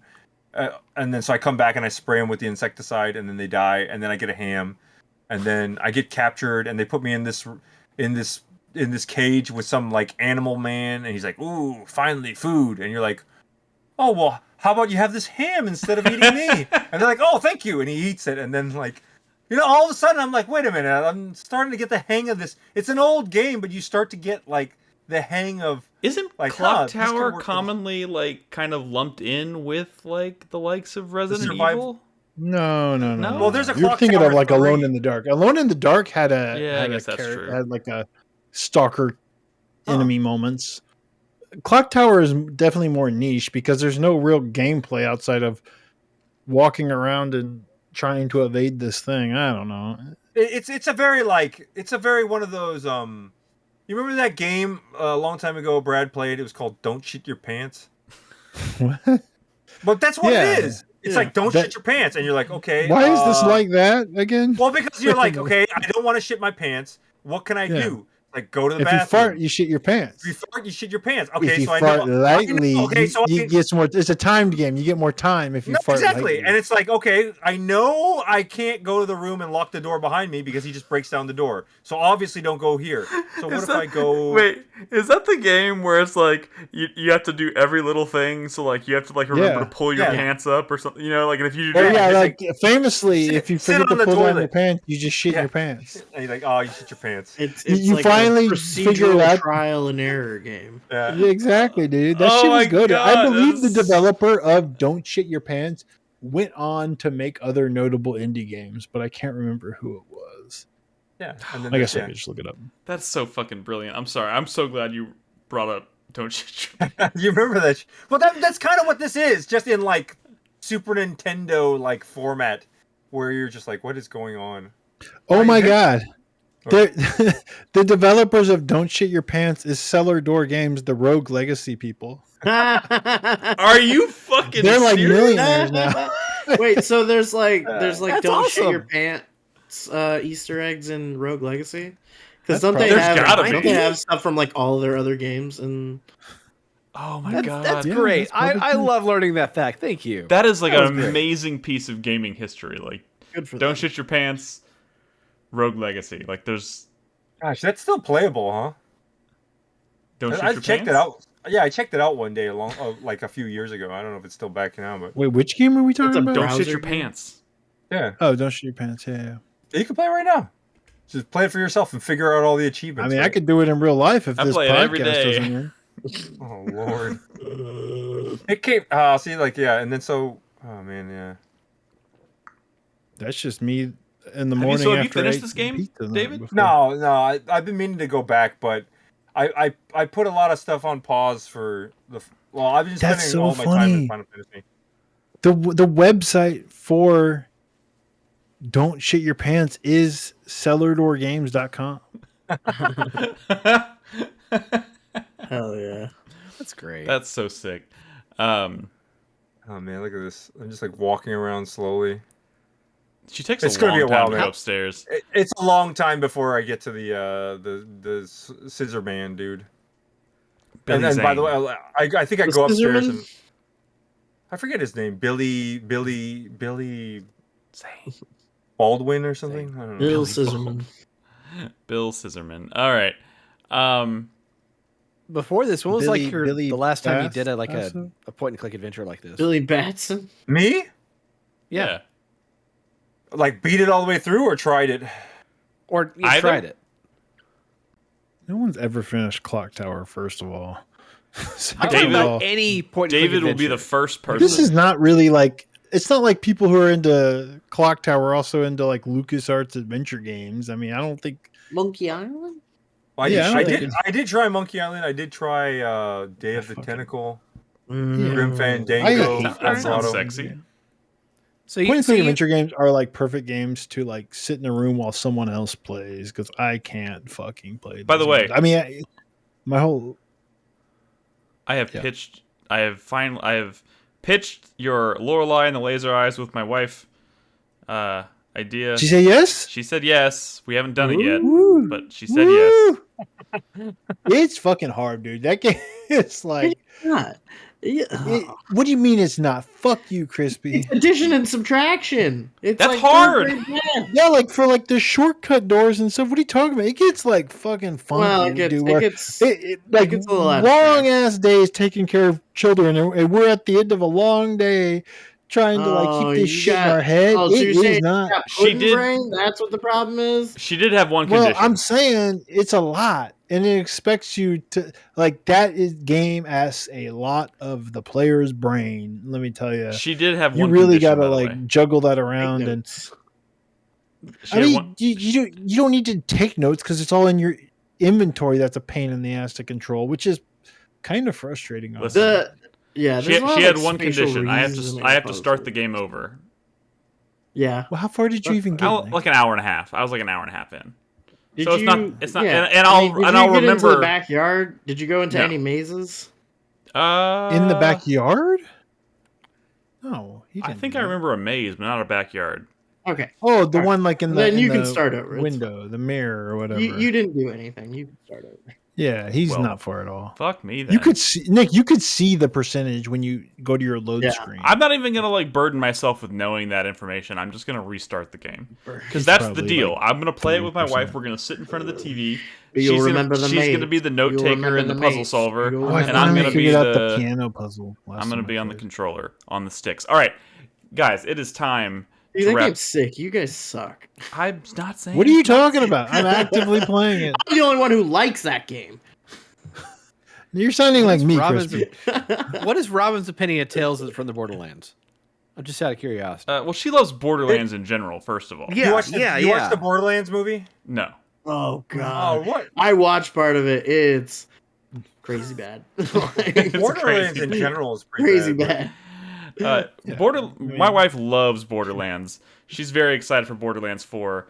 I think she played Tales from the Borderlands. Actually, she did. She borrowed my copy because I wasn't playing it, and she played it. And she said it's really good. Damn. You That didn't could have like been it? a couple activity right there. It could have been, but I refuse. Y'all ruined it. It's y'all's fault. Does she play on your account or she plays on her own Oh account? no, she plays on her account. Like she's a Okay, fucking. She's a. You'd understand You're not- this, David. She's a Chivo. Chivo? Like Xbox? I was about to say she's a Chivo whore. And I was like, I feel weird saying that about my wife. But My wife. my wife. But yeah, she's like, I'll propose like, hey, you can come play this game on my because she doesn't have a PlayStation. So I was like, you can come play the game. I have it on PlayStation. You can play it here. She's like, no, I want the Chivos. Like that's her reaction half the time. You know what she's playing right now? Mass Effect Anime. for like the 15 millionth time. Nothing wrong with that. No, there's nothing wrong. That It's is the great franchise game. where people like do that though. But she has a she. I didn't know this about my wife. I found out yesterday. She has a spreadsheet. She plays Mass Effect with a spreadsheet that keeps track of all the different planets that you can like do research on and like mine. It's like she goes deep. Doesn't seem like a game Mass that Effect. needs a spreadsheet, so I'm kind of curious what's actually on that spreadsheet. It's because most people don't spend a ton of time like mining and shit and like seeking out resources on specific planets. She has like an entire spreadsheet that tells you where to find everything that you need. Mass Effect 1? Yeah. You guys should watch Deep Space Nine. I guess spreadsheets are a thing. She just has like, did she make the spreadsheet or she just no? She found somebody else's spreadsheet. Oh well, yeah, that's just playing video games, really. Fair enough. All right, guys, It's not like it's a Lorelei and the laser eyes. Let's wrap it up with our final thoughts. Because I could sometimes Malia just wants to look some shit up, and I'm like, you cannot look shit up in this game. You're gonna see shit you're not gonna be able to unsee, and you're ruining it. So we'll make a little bit of progress, but then we'll just spend the rest of the night just kind of wandering around, getting frustrated because eroding your marriage. like when you get stuck on something, it's frustrating because most of the stuff in Lorelei and the Laser Eyes, it's not like, well, we'll have more information later when we come back to it. Some stuff is like that, but then some stuff is we should just be able to figure this out by looking at it, and it's frustrating when you know you're probably in that situation and you can't figure it out because you know that might unlock a door where there's like a whole bunch of other stuff behind it. And when you finally get open that door, that's a nice feeling. But when you don't have that door open, you're just bouncing back in between like 3 rooms that you can't quite figure out. It's like, it can be kind of draining. I mean, the whole game is draining like, mentally because it's a lot. It's a lot. It is extremely good. I started debugging games, Dude, finally. those are so... Oh my god. Shut up. This game's great. I know we're here to talk about video games, so I hate to interrupt, but it's time to wrap up with the 4-player minute or our final thoughts or whatever the fuck Let David call go it. first. Let's let David go first. And what are you guys doing February 7th, March 17th? What? March 17th. Dude, March 18th. Sorry. I don't even know. I live my life a half day at a time. Okay. Okay. That's my hype for this week.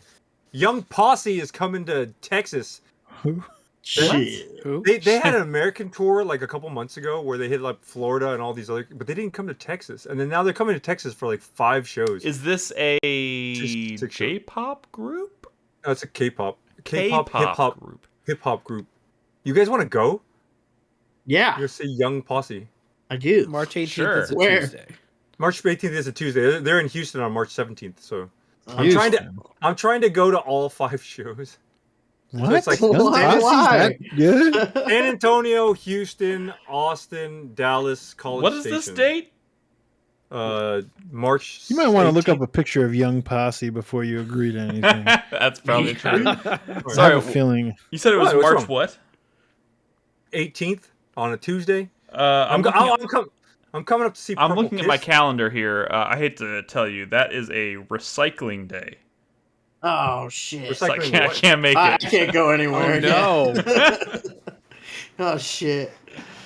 What is this? I mean, we were willing to cancel the podcast for this, but he can't skip out on recycling day. Yeah. So Yeah. That's a. Not again. By the way, sorry, no, I'll save that for my. he knows the cost. Do you have any other final thoughts, David? Okay, so I'm still going, right? That's my hype for the. You decide when it's over. You can do whatever you want. Oh, really? You shouldn't have said Time that, for the Nick. filibuster, dude. No, No! no. Let me list off all Damn the it, games I'm gonna try to beat this year. Okay, I made a terrible mistake. That's not what I meant. My sweat for this week is I gotta go see Festive in LA.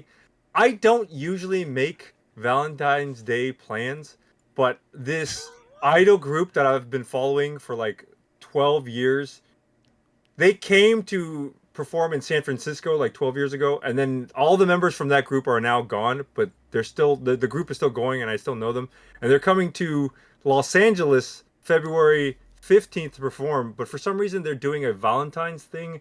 Dad has big, like, I keep getting older and they keep replacing members. Yeah, exactly. No, that's what I say.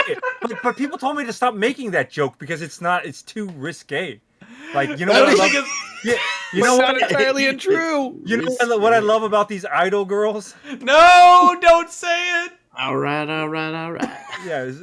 We know you don't have to say it. Anyways, but one of the girls from Young Posse. One of the girls from Young Posse is like 15, so. Whoa. And another one's 17. They're cool. They're fun. I took pictures. I'll send you the pictures I took with them. No. Don't send me the pictures. Be careful with that sentence structure there. Please don't send me the pictures. I'm like, I have rapper grills on with a big chain and sunglasses.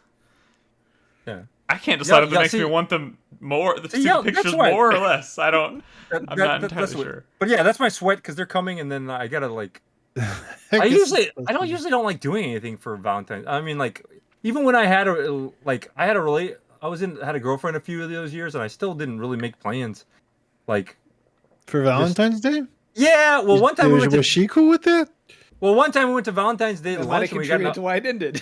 No, we went to Valentine's Day lunch, and we got a fight at lunch and broke up after lunch, and so we didn't do anything for dinner. Classic Valentine's Day. Yeah, but that's my. We don't really celebrate Valentine's Day in this house either. We don't care for it. So, real quick. I mean, for my whatever. I get it, but like it's. We say Happy Valentine's Day and. Maybe flowers or something. Yeah, I know. And I'm like that with some stuff with my wife too, but like we also both agree that we're just being kind of lame. That's true. You know. Sorry, anyways, continue. But my shame for this week, pretty much for this year, is that there's a there's an endless list of games I never got around to. I made a list of like 10 games that I'm going to go beat that I've been putting off forever. One of them is Gears Tactics. One of them is that Aliens strategy game. I forget what it's called, but it's on Dark Descent. Back there. Dark Descent. I really enjoyed that. That's a good game. I really enjoyed it. I sent it back to GameFly, bought it immediately when it went on sale, and I just have not. This is what's so fucking funny about you, David. It's because everyone.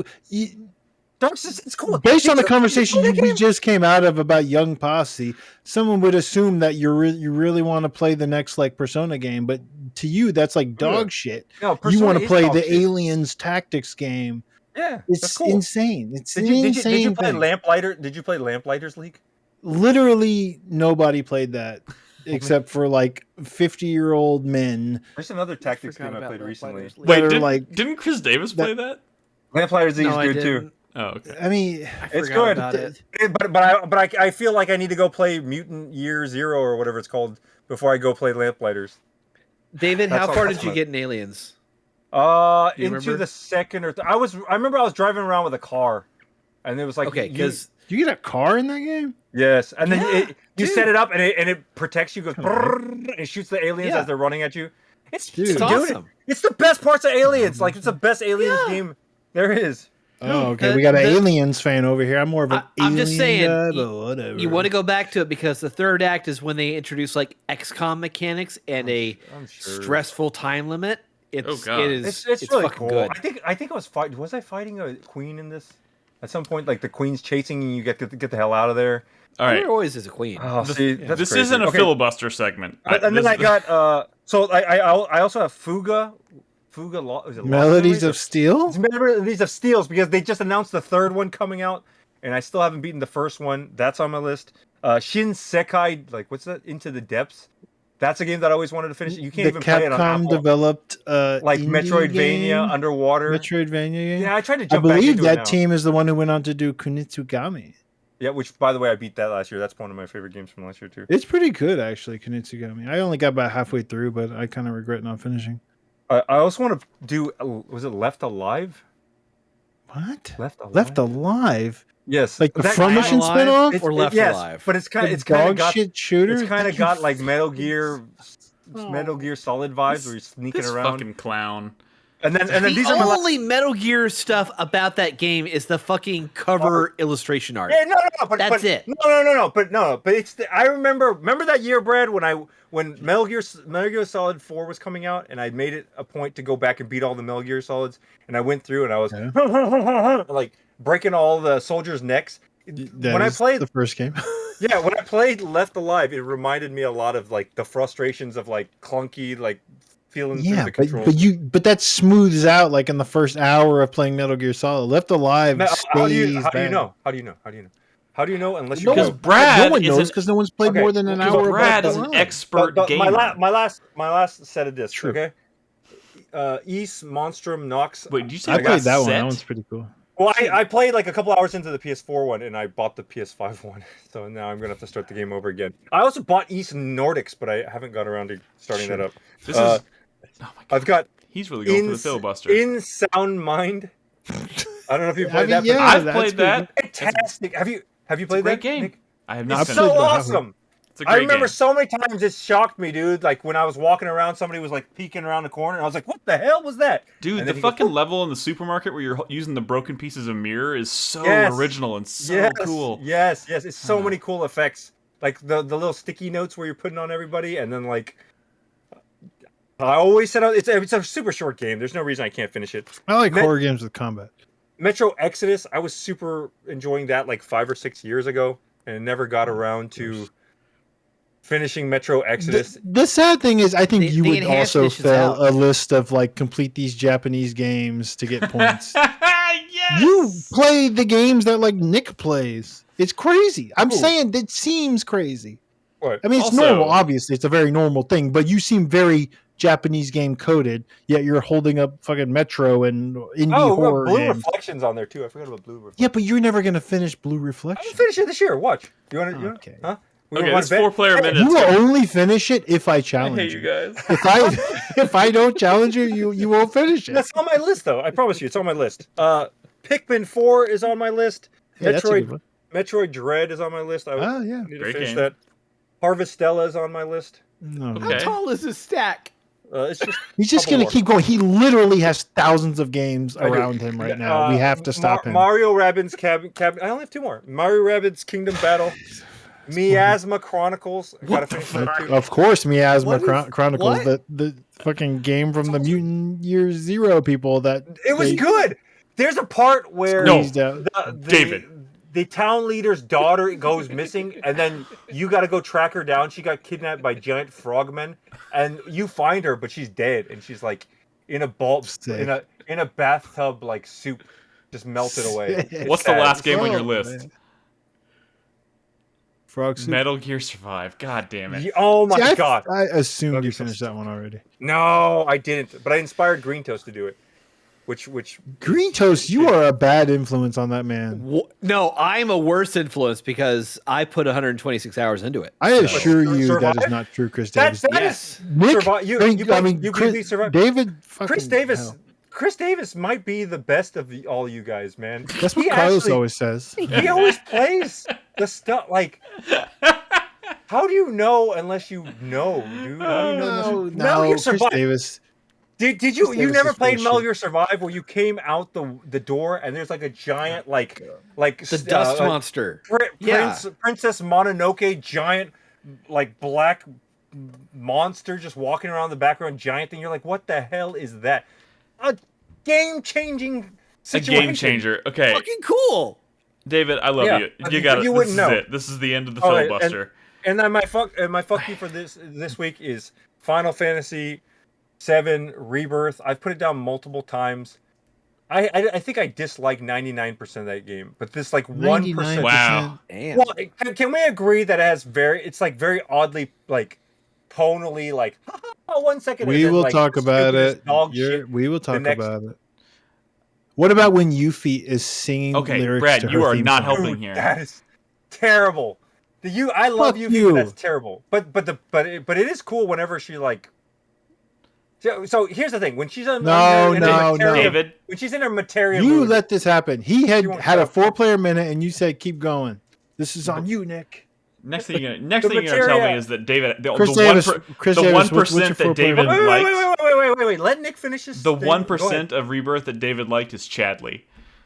No, Chadley's terrible, dude. Oh god, that's that's another thing. This game opens up so many side quest storyline. Do you know the Chadley side quest? Wait. We're not talking about Rebirth. The last point. Do you know what the Chadley storyline? How that ends?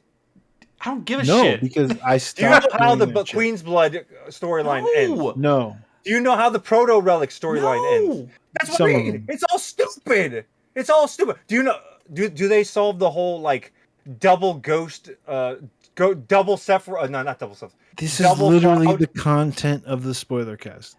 David. Yeah. Stop. So tune in next week for tune the in next cast. week. Okay, for the love of Jesus. Tune in. I'm passing the baton. It's going to be very spicy. Oh my god, I'm passing spicy the baton. takes, y'all. Brad. I like that game. I have no room for it on my top 10 shut list. the fuck up. Don't you dare talk about that game. This is my 4-player minute. My 4-player minute is my top 10 list. No, oh, okay. I thought you were... Never mind. I thought you were saying the you were going to do a top 10 things I love list. most about Final Fantasy VII Rebirth. No, that's not my 4-player minute. My 4-player minute is all about Monster Hunter. So it's like this looming thing coming, right? Nothing can stop it. It's coming.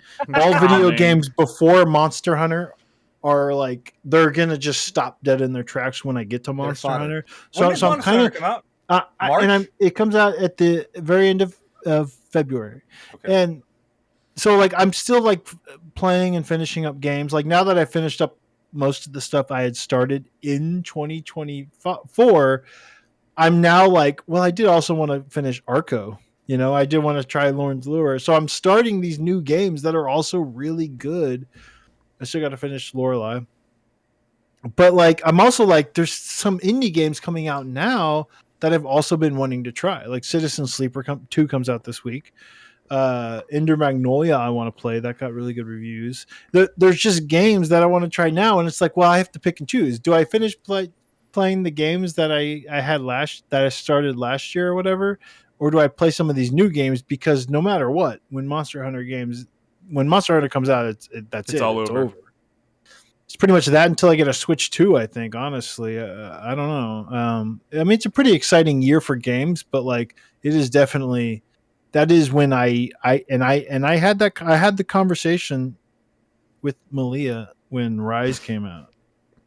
And I'm like, I'm about to be a bad husband and a bad father, and I'm apologizing ahead of time. It's gonna be pretty gross for a few weeks at least. But it's Monster Hunter. But it's Monster Hunter. And I'm not gonna get much sleep, and it's gonna be gross. And I'm gonna be at work, not being able to do my job well, and I'm gonna be thinking about Monster Hunter. And I'm very excited. I will say, and I have it drafted in like every fucking league that I'm in and all that. I still think it's a top pick. I think critics are good, but I'm starting to wonder a little bit. When 5th Gen came out, it had the 14 weapons. Rise comes out, it has the 14 weapons again. I'm shocked to find out that now we're in 6th Gen and it's still the 14 weapons again. I would have thought for sure by now they would have introduced new weapons, because up until that point, every Monster Hunter every mainline gen Monster Hunter had new weapons to introduce. So I'm wondering why. Why did they stop between World and Rise and now Wilds? Why did they stop introducing new weapons? I don't get it. I wonder if critics are going to be like, yeah, Monster Hunter is great and all, but why is it still these same 14 weapons? I don't get it. Which is like still kind of shocking to me. I don't get it. It's weird. I really hope. I don't know if they are holding back a surprise. I feel like they would have already told us if there was going to be a new weapon or two. I don't think so, but it would be nice. That's for fucking sure. That's sort of my final thought. Just thinking a lot about Monster Hunter, of course. And I'm still a media blackout. Like people are posting trailers and I'm not watching any of them. The return of Chris Davis's favorite podcast segment, Monster Hunter Weekly, or whatever the fuck week. Oh yeah. Unofficial title. Get it. Are you going to join us this time, Chris Davis? Are you going to join us this time? I don't know. Everybody else on this podcast. I mean, you might end up saving yourself by like just giving in and joining the fray. My problem with Monster Hunter isn't just that it's talked about every week. It's that we're showing media from it, just like another trailer, another fucking trailer. Just literally, like, show us the are game. you out of your fucking mind? One hand, you can count how many times there's been a fucking Monster Hunter Wilds thing in trailers. What are you talking about? All right. Thank you, Brad, for your 4-player One minute. I'm passing the One baton over to Crispy. The baton? The baton? The baton or the baton? That's what I was gonna. Can I ask Crispy a question? Oh. Nope. You may. Okay, so remember earlier on in the show, Brad, you're a movie guy, right? Yeah. Earlier in the show, Brad was like piton, right? Because he was talking about pitons. And then from a movie, there's a quote where he's like, "Oh, you just hammer a piton in right up there, and then belay yourself off." And he said, "Belay myself off." What movie are you talking about? Yeah, do you know what movie that is? He goes, Wait, Fishman? let him think. Let the man think. You really, Fishman, you really climbed Mount Kilimanjaro, didn't you? Because you can tell me the truth, and I won't be mad or anything. That actually... I give up. What movie is? Does it sound familiar at all? No. It does, but I can't. It's a little movie starring Daniel Stern called Bushwhacked. Oh, Bushwhacked. Crispy's not as old as you, listen, David. I specifically remember. I love that movie. I specifically remember the poster for Bushwhack being up in like the neighborhood, like video rental store for like way too long, and I don't like that. Is one of those posters where like I know the cover more than I know the movie, like that, and like what's the. Oh God! What's the fucking I feel like you missed. Warren Beatty is in a movie where he's like a politician and he hires an assassin to kill himself. Bullworth, yeah, and the cover is like like this, with a big mouth and animated burned into my brain forever. I never watched that. That's where weird. Ghetto Superstar the song came from, with Old Dirty Bastard and. From Bullworth? Oh, that makes sense. Ghetto Superstar, that is what you are. Yeah. Bushwhack has an 18% on Rotten Tomatoes. 18%. Yeah, he is like pre-internet. You can't. Yeah, that's very. It's weird.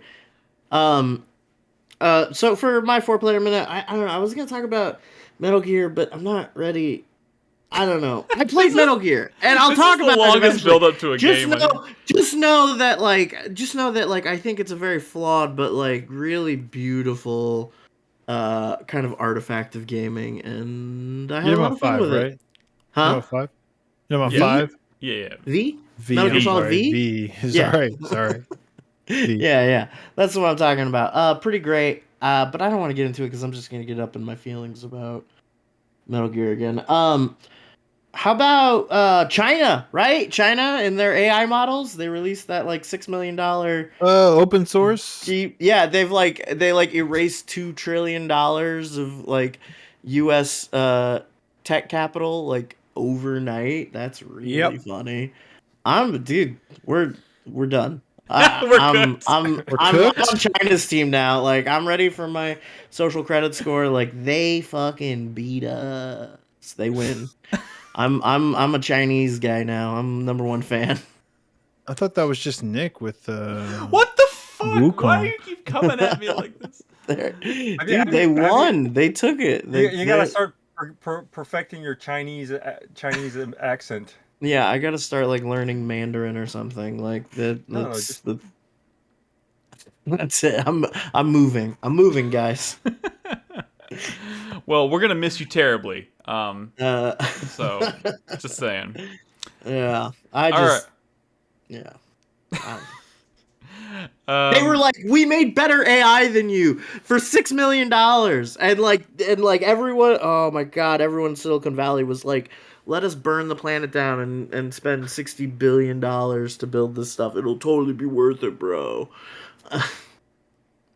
You're spiraling. I mean, it's just beautiful. It's beautiful. Like just revel in it. Just bask in it. That's all. It's so good. That's all we can do. It's so good.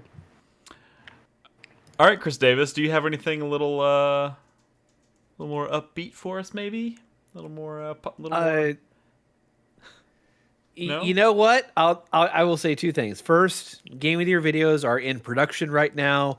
I'm promising they are going to come out before March. Just shit happened in the past month and a half that I had to prioritize. Yep. And I just did not get around to it now. The other thing is to answer David's earlier question from earlier in the show for weirdo shit that I've played that he might be interested in. I looked at my list. I didn't play a whole lot of games last year. I had to prioritize other stuff. But I did play Star Ocean: The Second Story R. Oh, yeah. That game was that game was pretty cool. That's the one where he starts up and you like get attacked by wolves, right? And then you play as the girl or play as the boy. Yes. Yeah. Yeah. Claude. I gotta go back to play that. Claude. I thought you were gonna tell me Star Ocean Divine Force. See, that's more David energy. I Divine might actually Force. own that. I'd have to go look. I know I own a couple other Star Ocean games. Let's this do is it, my man. first one I played. Yeah. Let's play. Yeah. But you want to talk weirdo shit? Okay, I've bought something. I've been meaning to play it. I haven't gotten around to it. Okay. But how about Konosuba, God's blessing on this wonderful world, love for these clothes of desire. What the fuck? I think I have that. It's Konosuba Shiyu. It's the new Shinsekai kind of games where like you move into a new world and like there's a whole different. Yeah, it's an isekai. Like, yeah. But why did Chris Davis buy that? Because I fucking love Konosuba. That is a wonderful series. I think it's it's an anime. top 5 material for me. Yeah, and he bought the anime game, right?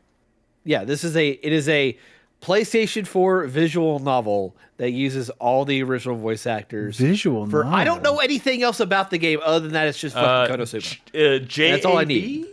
Maybe. Why is that anime so good? How much anime do you watch? I mean, I don't watch a lot, but I dabble. It's a comedy about isekais. Can you tell me roughly the year that you watched that anime? It came out like 5-ish years ago.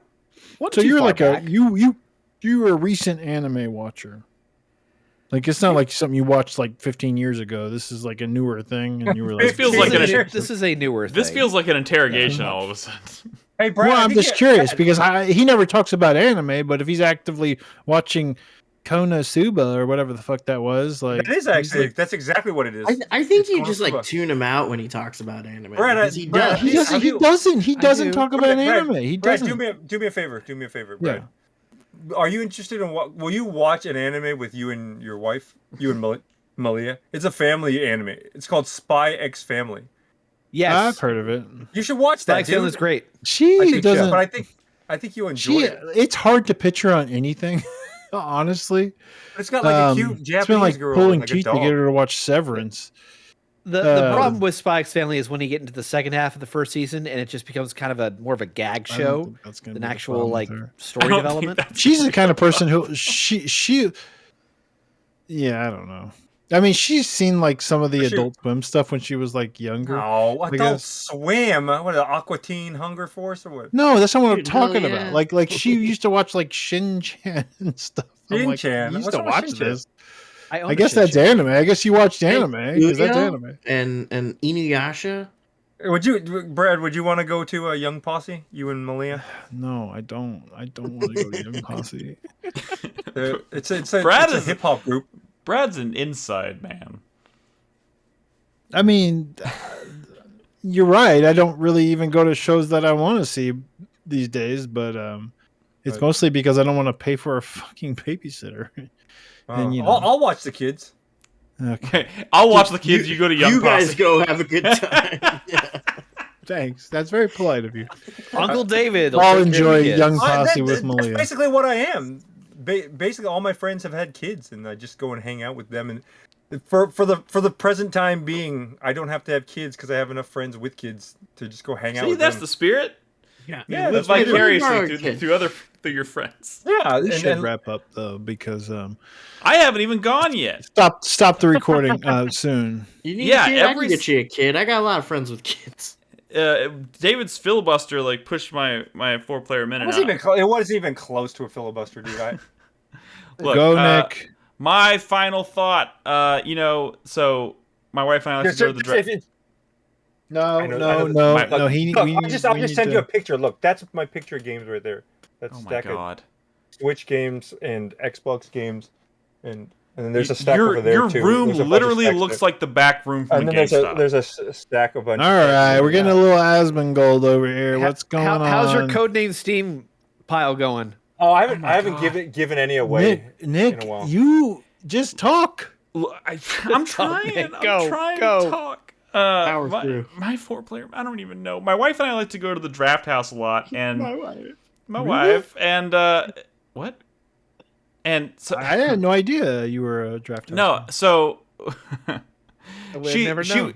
she went like sometimes we're like, oh my, they'll want, I'm like, my wife will want to see this, so I buy tickets, or she'll be like, oh, my husband wants to see this, so Did she'll y'all buy go to a tickets. theater and watch different movies? No. Oh my gosh! No, really? but she surprised me with two. She was like, "I signed us up for some stuff," and I was like, "Oh, what?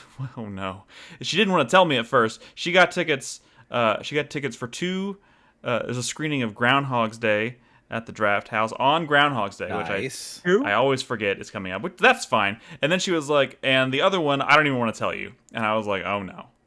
Oh God! Did you get tickets for the Mummy? Is that what's happening? Are we going to see the Mummy again? And she's like, "No, it's worse." And I was like, I had to really rack my brain. King. No. We're going to see Shrek. Yeah, it is a movie party though. We're going to a Shrek movie But party. what's the significance? The significance is to go see these old movies in the theater again, or something. Yeah, but it's Sure. also just a movie that she loves, and it's. But why? You could just literally put it on right now. I mean, it's a in your movie room. party, You so you got a big TV. It's a movie party. It's They a movie they party. serve Okay. food and Yeah. they encourage games and they give you Yeah. props and Nick, stuff. if you and- want, get various I will swamp come by. dishes.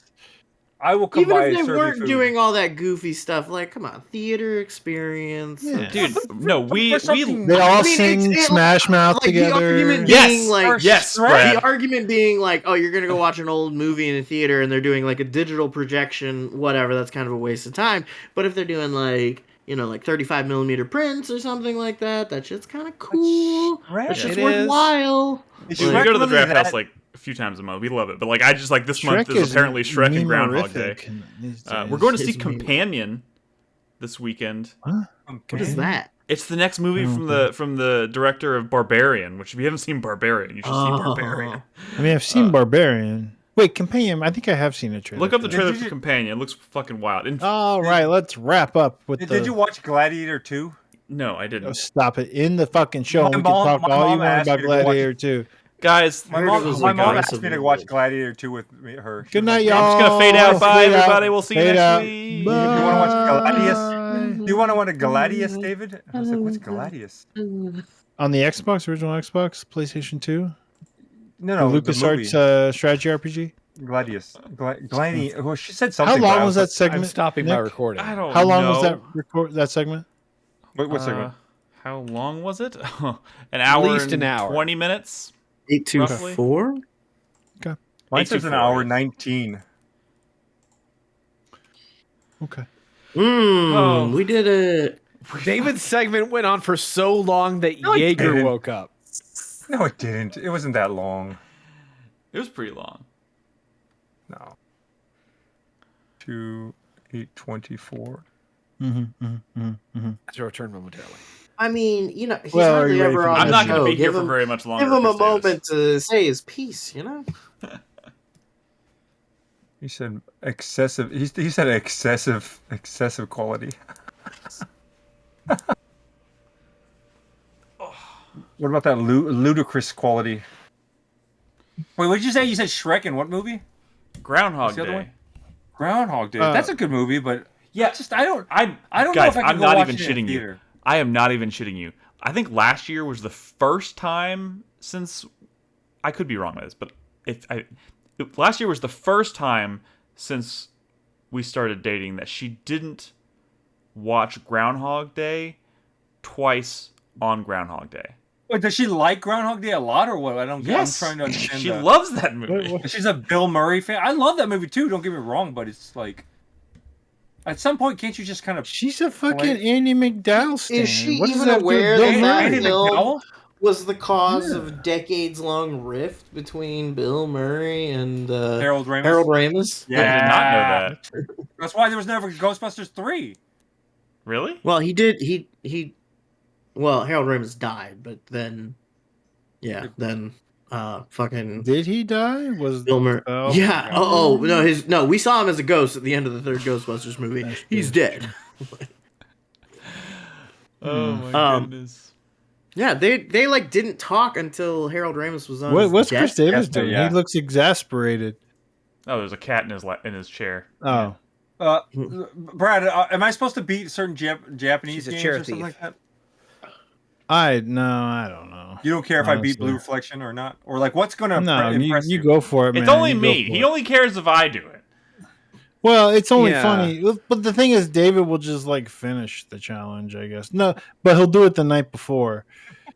He'll be like, I'm beating Blue Reflection. I'm hitting credits tonight. I don't know. I went to Japan with Brandon James. You remember Brandon James? You told me that you went to Japan with him already. Yeah.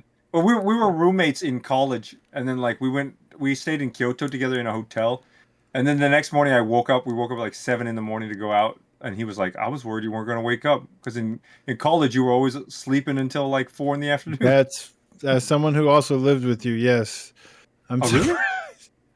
Really? Yeah. Yeah, I'm a lot more responsible now. Well, I mean, you sleep if you're tired. I'm not blaming you for that. Oh, you remember? I will say, of all the people I've ever known, mm-hmm.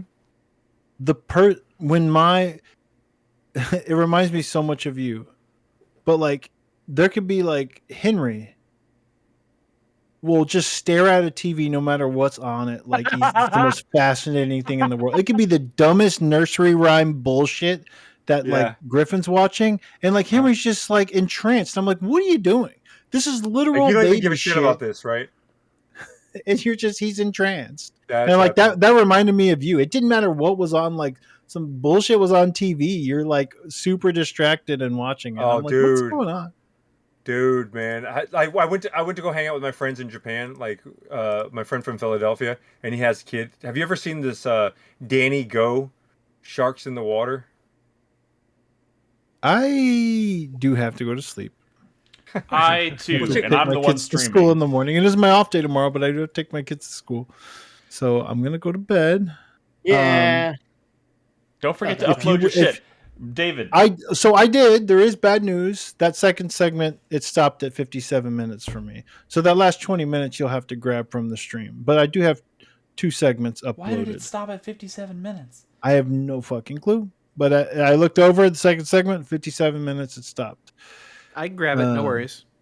Yeah, so I'm really too. I've uploaded 2 segments, but the last 20 minutes will have to be added from the stream. Bye, Good night, you guys. Good seeing you again, David. Good night. Hey, good you said you were down for Young Posse? Good night. No. Not Brand. You know, one day I'm just gonna show up at his house, man, with Young Posse, dude. Hey, look, I've been trying to figure out where he lives for years, and he refuses to. I know where he lives. Yeah. But that's neither here nor there. I have to go. Sure. It's late. Good night, everybody. Goodbye. Wait, I need to send this. Where's this link export that you those? sent me? Export both segments as MP3s and upload them to that folder that you linked me to earlier, or what? Yeah, are we still live? Yeah. No? You can put it in that folder. That's fine. We're still live. Dang. Well, I would still want to talk to some people, but I guess I could. I have to go run though. I run every day, and I haven't ran today. It's like 30 minutes before the day. Dude, I run like rain or snow. Oh, dude, you guys want to go talk to me while I run? Oh, we could do that. Yeah. We could do that. Bye, everybody. Cool. Wait, link me.